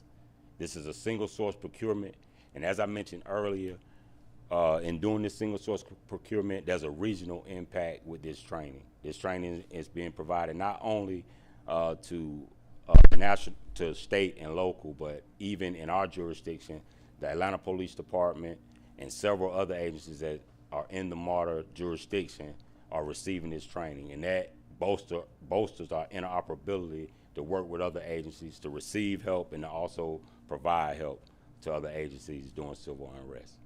There's no DBE goals due to it being a single source. It was audit reviewed and determined that the cost is fair and reasonable. I respectfully request in resolution authorization for the award of a single source contract for mobile field force training and equipment, RFPP P50691, in the amount of $244,382.88. Thank you, Major Jackson. It has been moved and seconded. Any discussion? Ms. Jones. Thank you for the presentation. How many times has MARTA PD encountered situations that require gas masks? In my time here, it's been very rare, but we have assisted other agencies. I don't have a specific time that I can provide. I can look into that and provide that info, but I don't have that at the time. Dr. Bolton Harris. Thank you. Just a question as far as the amount with the equipment, and so does this include, like, if there's for whatever reason malfunction equipment that has to be replaced, or if something gets damaged and needs to be replaced, is that included in the cost, or would you have to come back and request a replacement amount for the equipment? There's a 1-year manufacturer's warranty on the equipment. So anything after that, it would just be a replacement. Would you have to come back and ask for money for replacement, or does this encounter? Yeah, we would have to ask for replacement. As long as it's not an owner, operator's fault, then we should be able to get it replaced. Yeah. And then as far as your training, the information that you get for the officers, like you said, you'll train the trainer, so therefore, does this cost include like any kind of, what am I trying to say, like any additional education training for those super trainers that need to come back to it? Does that include it, or is this just a base package for it? Well, this is just a base package. However, we will partner with other agencies. The APD have the same amount of officers, and they're getting additional officers. And we're actually going to do the training at their facility. So I'm sure we will partner with them for continual training and even advanced training, because they've had the training a little bit longer than we have. Okay, thank you. Any other questions? Please vote.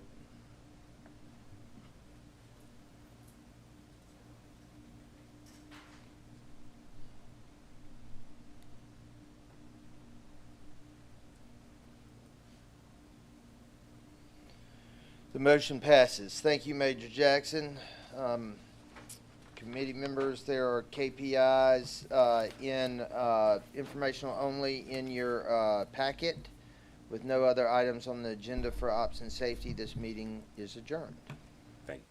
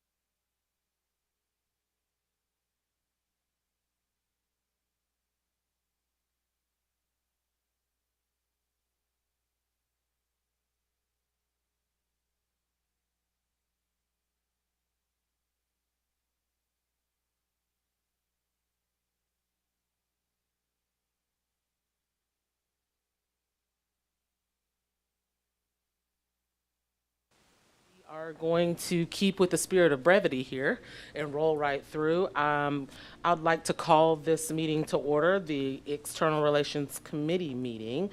And first on our agenda is approval of the March 27, 2025 committee meeting minutes.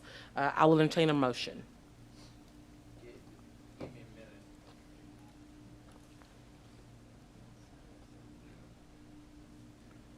All right, it's been moved and seconded. Any questions or discussion related to the minutes? Seeing none, please vote.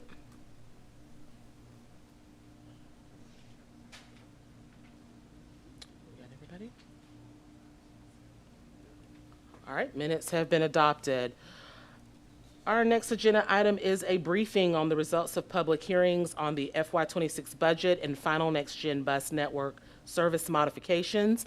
And we have Ms. Toni Thornton, Acting Senior Director of Public Engagement. Come on up, Toni.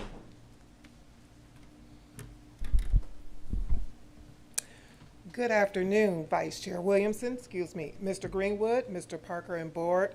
I'm Toni Thornton, Acting Director of Public Engagement. Today, I'll present an overview of, let me get to the slide, thank you. Today, I'll present an overview of the Next Gen Bus Network and FY26 operating and capital budget hearing results, along with our public engagement strategies and a summary of community feedback. The External Affairs team, in collaboration with planning, provided information to the public about the proposed Next Gen Bus Network service modifications.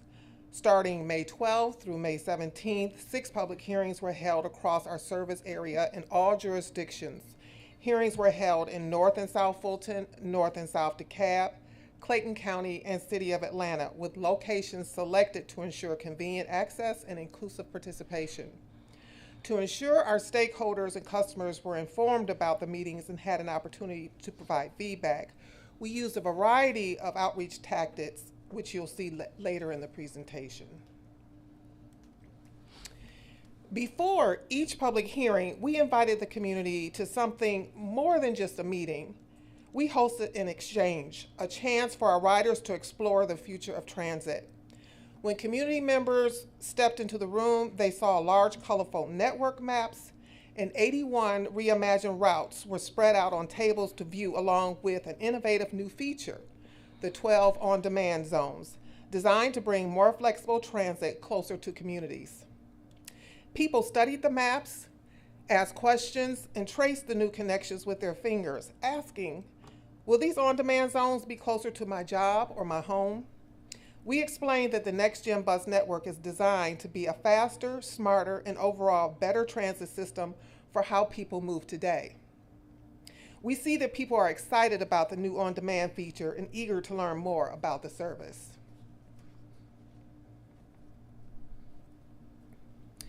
Shown here are some of the materials and tactics used to engage the public and spread the word about the hearings. Public hearing ads were published in the Atlanta Journal-Constitution, the Champion, the Clayton and Gwinnett Daily, the Fulton Northside Neighbor, the Atlanta Voice, and Mundo Now. Notices were posted at over 200 bus stops and on digital displays at our rail stations. Additionally, 25,000 bus hangers were placed on our entire bus fleet, along with audio announcements that played on buses and rail platforms, as well as A-frames that were placed throughout the stations.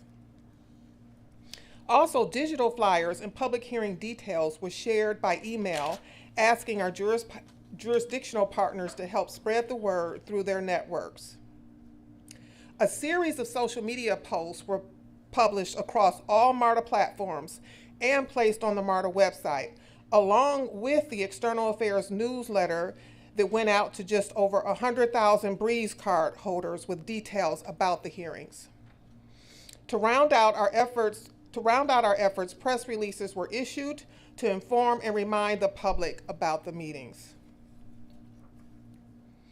To ensure inclusive outreach and comply with Title VI requirements, all public-facing materials were produced in both English and Spanish.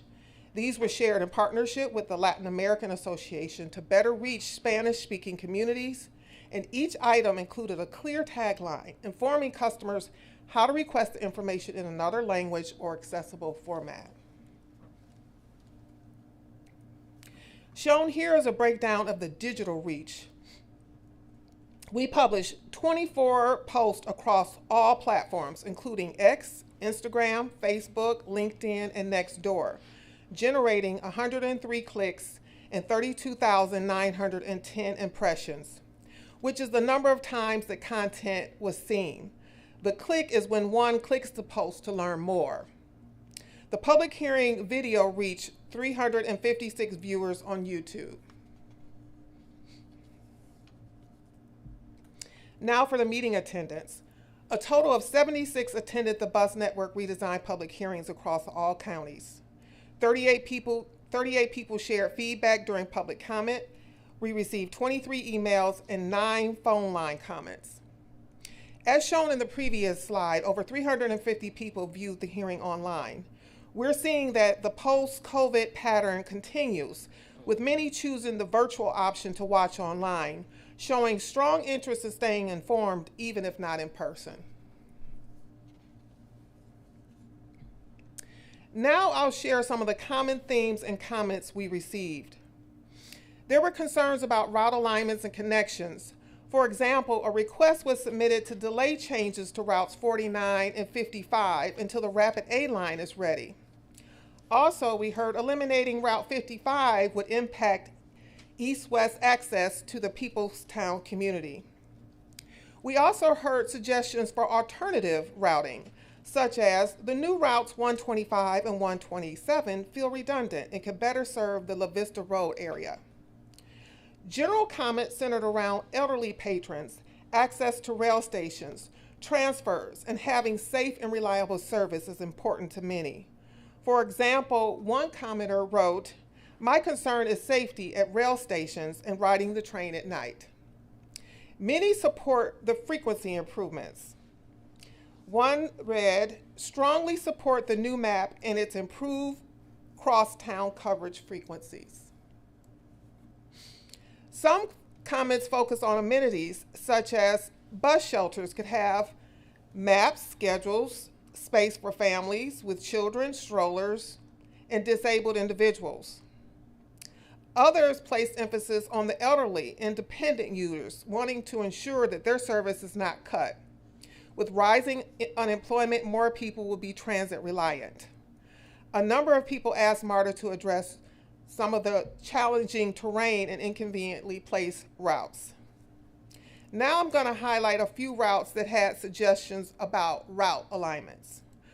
Route 11, extend Lindbergh Station and use smaller buses.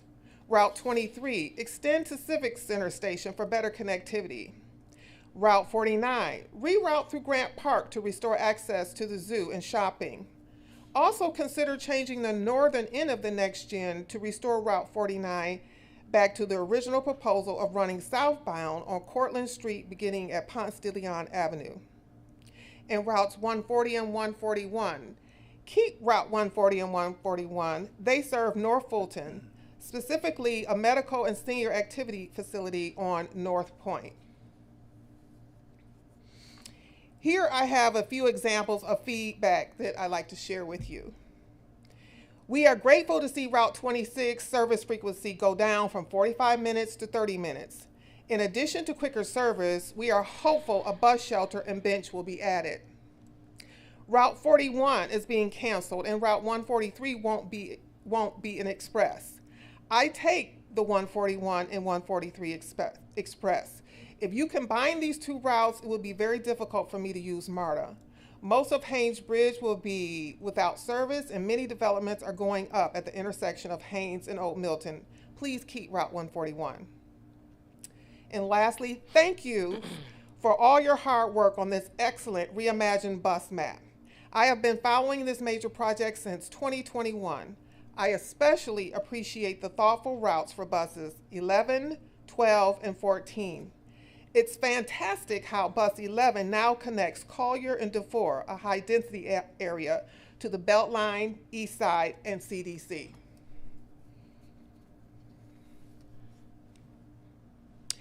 The Next Gen Bus Network Redesign Program will go to the board June 12 for approval.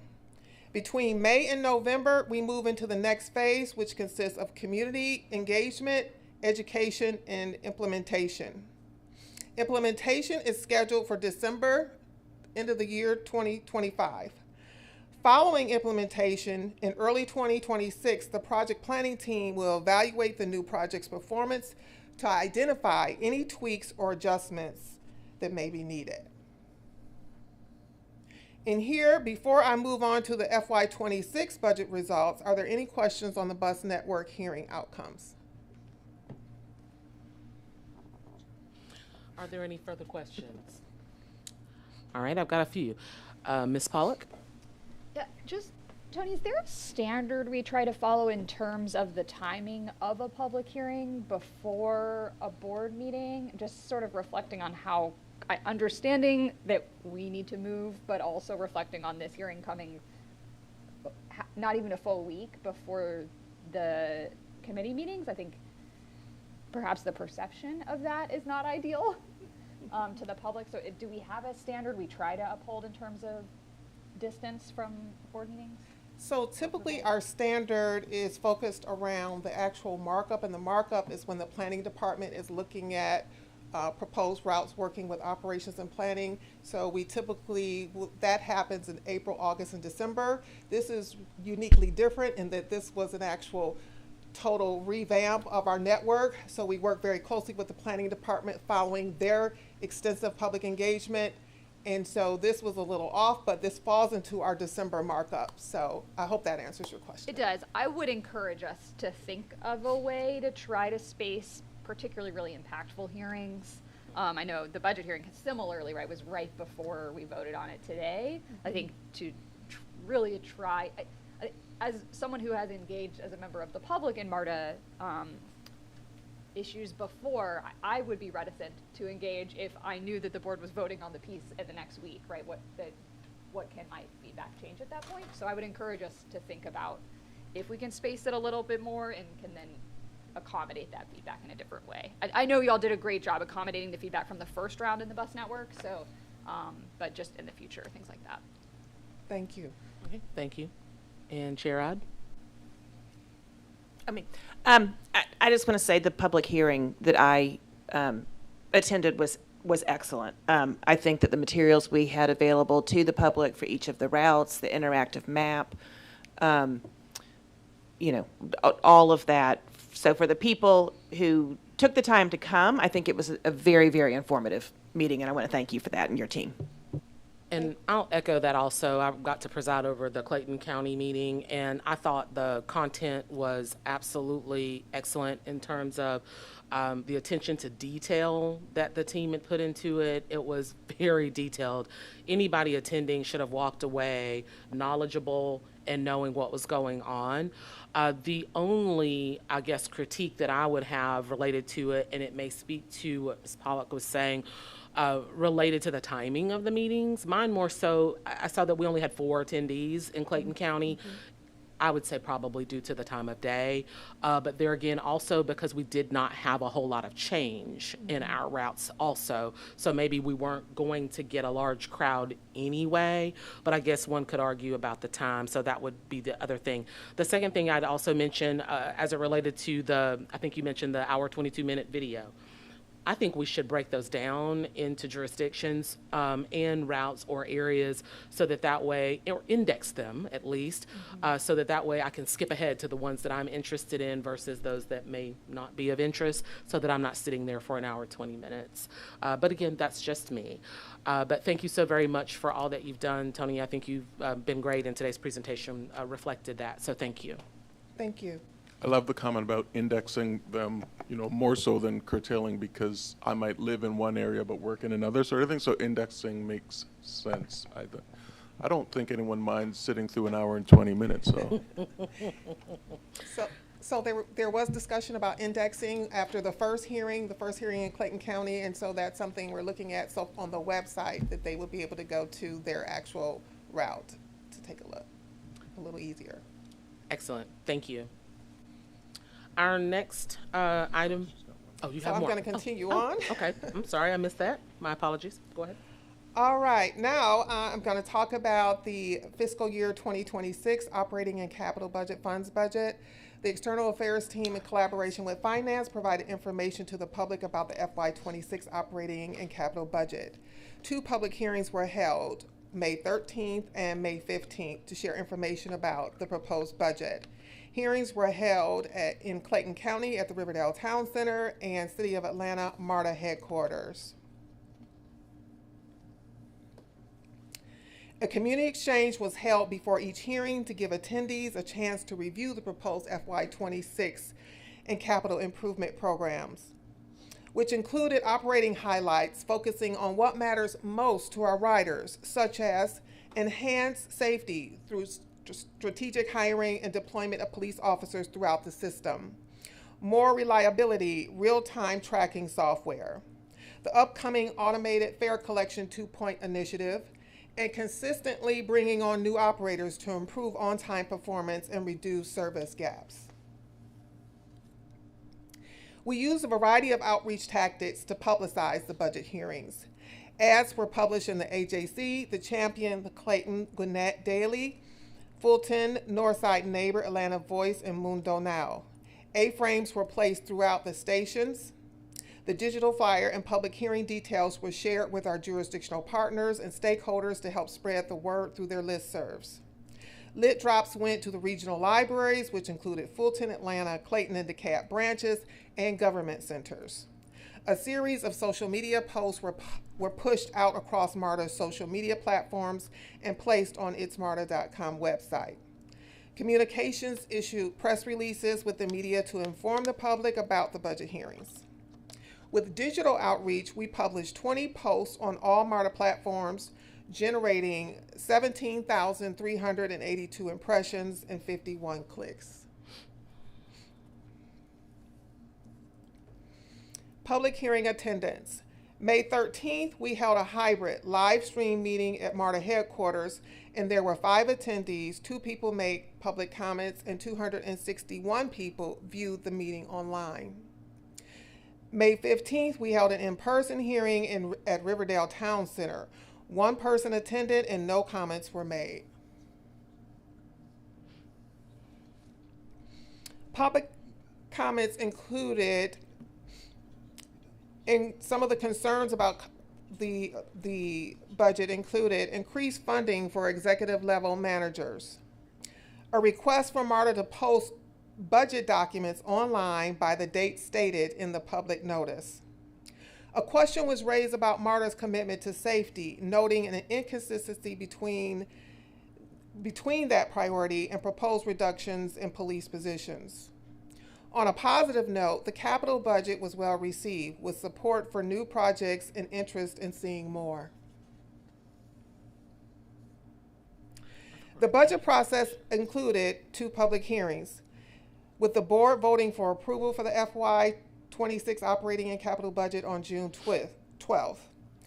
And if the board approves, the budget will take effect July 1, 2025. Questions? I'm happy to take any. Are there any questions? Ms. Thorne? No questions? Thank you. Thank you.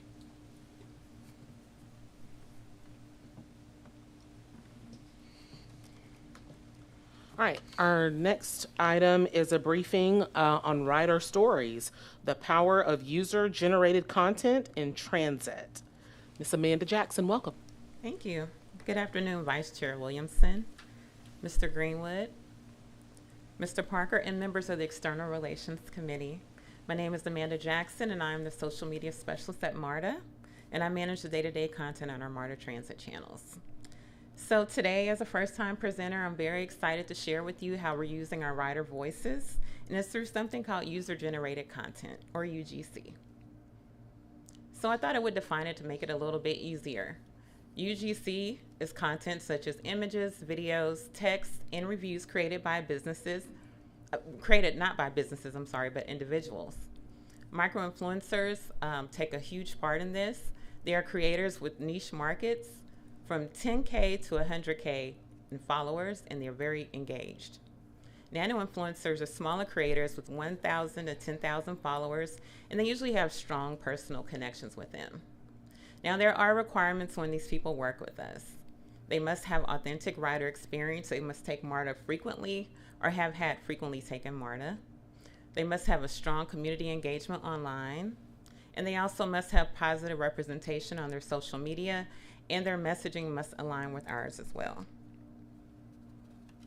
So here's the impact of UGC. 84% of consumers say UGC influences their purchases and decisions. 92% trust UGC more than traditional ads. And it is cost effective. It can cut marketing up to 50%. And UGC posts see 28% higher engagement. So here's the benefits that we've seen since we implemented UGC in our social media. Our shift with sharing writer stories has strengthened our community connections, and it's starting to build brand loyalty. And also it's reinforced our commitment to showing value to our customers' voices. And by sharing these experiences, we've seen an increase in our followers on our platforms, especially Instagram, by 35%. So here's some ways I wanted to show you and how we utilize user-generated content. Our influencers will create various types of videos, for instance, wayfinding. They'll show passengers how to use Breeze Mobile 2.0 app as well as Breeze machines.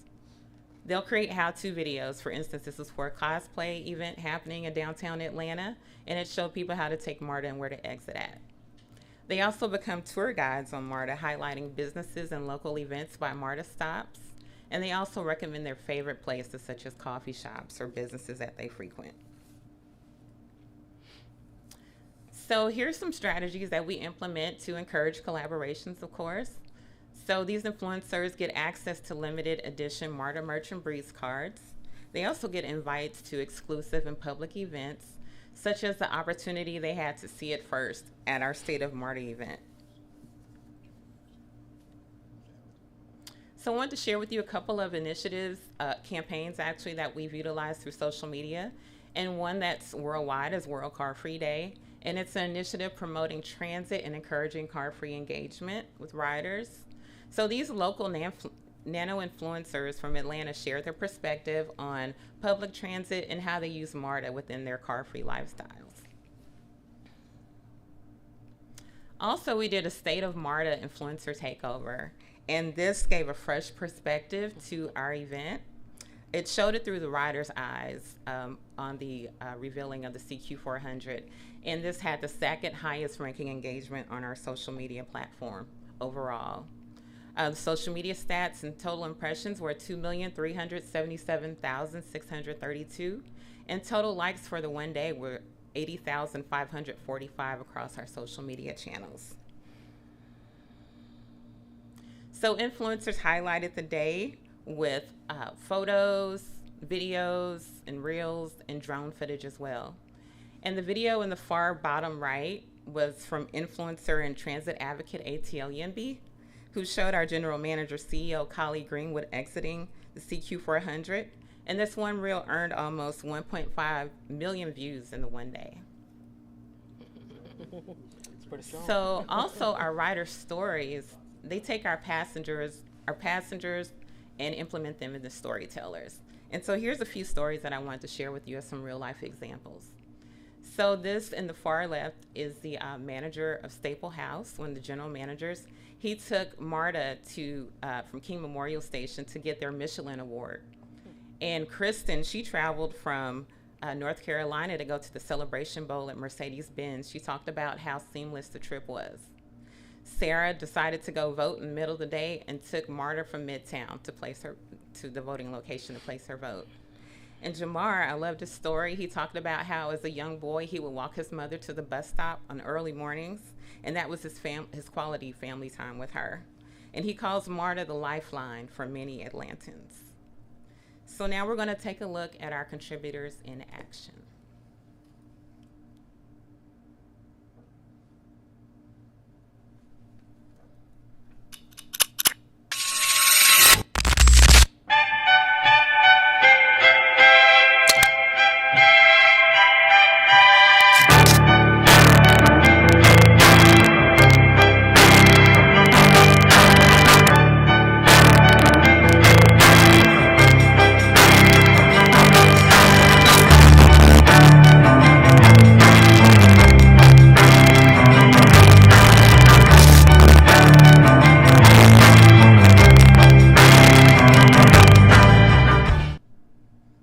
Thank you so much for that.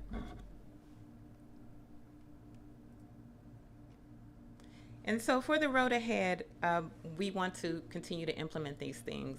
We'll continue personalizing our social media platforms to make sure that the content is meeting our riders' needs. We will also continue to engage in interactive social media experiences like polls and hearing also from our riders. Also, we want to make sure that our platforms are being inclusive and representative of our customers as well. And also, we will continue to explore emerging social media strategies to enhance the rider experience.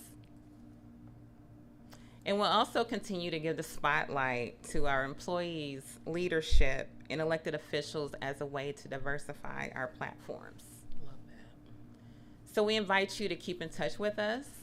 Find us at MARTA Transit for general updates and MARTA Service on X for alerts and customer support. We appreciate your support and engagement. Well, Any great questions or job. comments? Yeah, first, great job. Thank you so much. Thank you. Especially being a first-time presenter, I think you knocked it out of the park. Oh, thank you so much. So much so that I don't see any questions here. Okay, I appreciate it. Thank you. Oh, Just wanted to echo you, Vice Chair Williamson. We do so many pre-briefs before it gets here, and many of our folks take advantage of it and learn from it. And as a first-time presenter, Amanda, you get most improved. Not that you started out Thank you. anywhere less than, but fantastic job. I'll take it. Thank you so much. For your Awesome. insight. Thank Well, with no other matters to bring before this committee, we are adjourned.